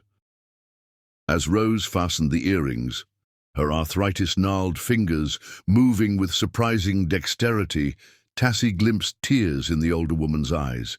"She would be so proud of the woman you've become," Rose whispered. "As am I." Across town, in another hotel suite, Brent adjusted, his tie for the third time, uncharacteristically anxious. The past months had transformed him in ways he was still discovering, opening his heart not just to Tassie, but to the family values she embodied, the community perspectives she championed. His phone chimed with a message, a photo of Tassie's bookstore cafe, now complete with a sign above the door, "Sheltered Stories," a nod to their first meeting during the storm. He'd insisted on keeping the final reveal as a wedding gift, hiring specialists to work around the clock for this surprise. "Ready, son?" his father asked, clapping a hand on his shoulder. The older Gothard had been dubious about Brent's choice initially, but had come to appreciate Tassie's grounding influence on his driven son. "More than ready," Brent affirmed, pocketing the handwritten vows he'd spent weeks perfecting. The ceremony venue reflected their shared vision, neither ostentatious nor humble, but a harmonious blend of elegance and accessibility. The botanical garden pavilion allowed nature to provide most of the decoration, though Tassie had insisted on wildflowers rather than rare orchids, candles rather than elaborate lighting displays. When Brent took his place at the altar, his gaze swept over the gathered guests, his business associates seated alongside Tassie's former co-workers, wealthy friends beside residents from her grandmother's building. Two worlds converging in celebration, music swelled, and conversations hushed. As Malik appeared, proudly escorting Rose down the aisle, the young man had grown into his role as family protector, flourishing under Brent's mentorship while maintaining the values Rose had instilled. Next came Zora, her teenage awkwardness transformed by joy as she scattered rose petals with artistic flair. And finally, in a moment that stopped Brent's heart, Tassie appeared at the entrance. She had chosen to walk alone, not given away, but coming freely, her choice made with clear eyes and full heart. The simple elegance of her gown, the quiet dignity of her approach, the radiance of her smile as their eyes locked across the space between them, all spoke of a woman who knew precisely who she was and what she wanted. When they joined hands, before the officiant, Brent felt the perfect rightness of their union. This woman, who had entered his life during a literal storm, had become his shelter from the metaphorical tempests of a life lived in privilege but emotional isolation. Their vows, exchanged with voices steady despite the emotion behind them, told the story of their journey, from chance encounter to profound connection, from passion to partnership, from judgment to acceptance. Tassie spoke of finding strength in vulnerability, of building bridges between worlds. Brent promised to honor not just her present and future, but her past, the experiences that had shaped her into the woman he adored. "The rings you exchange," the officiant noted, "are circles without beginning or end, symbolizing a love that transcends time and circumstance." As Brent slipped the wedding band onto Tassie's finger, a simple gold band to complement her pearl engagement ring, he made a silent vow beyond those he'd spoken aloud, to never let wealth or status blind him to the essential truths she'd taught him about real value. The celebration that followed embodied their shared vision, elegant yet relaxed, with touches that honored both their backgrounds. Rose's traditional family recipes were served alongside gourmet offerings. Music ranged from classical strings to the jazz Tassie loved. Children from Tassie's old neighborhood, beneficiaries of Brent's educational foundation, performed a surprise dance that brought tears to both their eyes. As evening fell, and they shared their first dance as husband and wife, Brent held Tassie close, marveling at the journey that had brought them to this moment. "Happy?" he murmured against her hair. "Completely," she answered, raising her face for his kiss, "though I do have one question." Anything. Where are we going for our honeymoon? You've been suspiciously secretive. Brent smiled, the boyish grin that still made her heart skip. I thought we might start with a certain cabin in the woods, for old times' sake. And then, she prompted, and then Paris, not for the Eiffel Tower or luxury hotels, but because I want to explore the small bookstores you've always dreamed of visiting. His eyes held hers with tender intensity. I want to see the world through your eyes, Tassie Gothard. The name, her new name, sent a thrill through her. Not because of its social significance, but because it represented their union of hearts and worlds. Later that night, as they bid farewell to their guests, Rose pulled them both into an embrace that belied her small stature. Remember what makes this work, she instructed. Not his money or your beauty, but the truth you see in each other when the rest falls away. 1 year later, Tassie stood in the doorway of her bookstore cafe, watching a scene she once could only have imagined. A diverse group filled the space. Corporate executives in tailored suits sat alongside neighborhood residents. College students mingled with retirees, all united by the stories they'd come to hear. At the center of it all, Brent stood with Rose. Beside him, both reading aloud from a children's book they'd co-authored, The Storm That Brought Sunshine, a thinly veiled allegory of Tassie and Brent's own meeting. The unlikely collaboration had begun as a peace offering from Brent to Rose and evolved into a genuine creative partnership that had surprised them both. The bookstore sat precisely on the boundary between neighborhoods, neither in Brent's affluent district nor in Tassie's old community, but creating a new space where both worlds could converge. She had insisted on financing it primarily herself, accepting Brent's investment only as a minority partner. The struggle to secure business loans had been educational and frustrating in equal measure, but the pride of building something with her own determination made the achievement sweeter. When the reading concluded to enthusiastic applause, Brent's eyes found hers across the room. Even after a year of marriage, that connection still sent a current of recognition through her, not just desire, though that remained powerful between them, but something deeper, the certainty of being truly seen. Later that evening, as they walked home through tree-lined streets to the house they'd chosen together, elegant but not ostentatious, with rooms designed for family gatherings, Tassie slipped her hand into Brent's. I have news, she said, her voice soft but steady. We'll need to consider converting one of the guest rooms. He stopped walking, turning to face her with a question in his eyes. Into a nursery, she clarified, watching understanding dawn across his features. The joy that illuminated his face wasn't the simple happiness she'd expected, but something more complex. Wonder mixed with vulnerability, excitement tempered by awareness of profound responsibility. He knelt before her there on the sidewalk, pressing his forehead against her still flat stomach in a gesture of reverence that moved her more deeply than any passionate embrace they'd shared. Our worlds really will merge now, he whispered, his voice rough with emotion. In this child.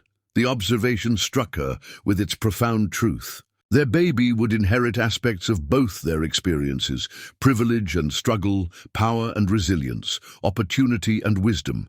Not half of each, but the fullness of both.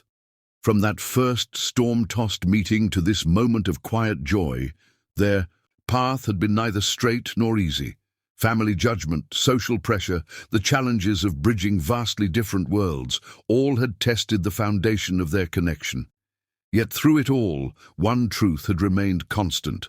Love, when genuine, transcends every boundary humanity erects to separate soul from soul. Not the superficial attraction of physical beauty or material wealth, but the profound recognition of one heart finding its complement in another. As twilight deepened around them, Brent placed a protective hand over Tassie's still flat stomach, his touch conveying a devotion beyond words. Their child would inherit more than wealth or status. They would inherit the wisdom of Rose's hard-earned principles, the warmth of Tassie's compassionate heart, the integrity of Brent's honest ambition.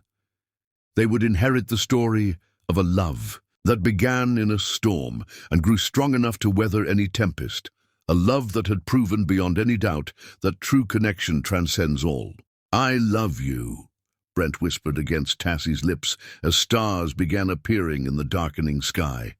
"Every day, more than the day before." And in those simple words lay the truth that had guided them from beginning to this new beginning.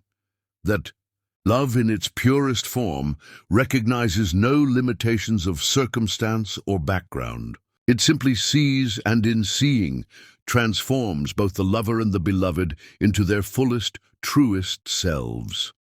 Their story, like all great love stories, would continue beyond the final page, not because of extraordinary drama or unusual circumstance, but because they had discovered the most profound truth of all, that in loving authentically, we transcend the boundaries of our individual lives and touch something eternal.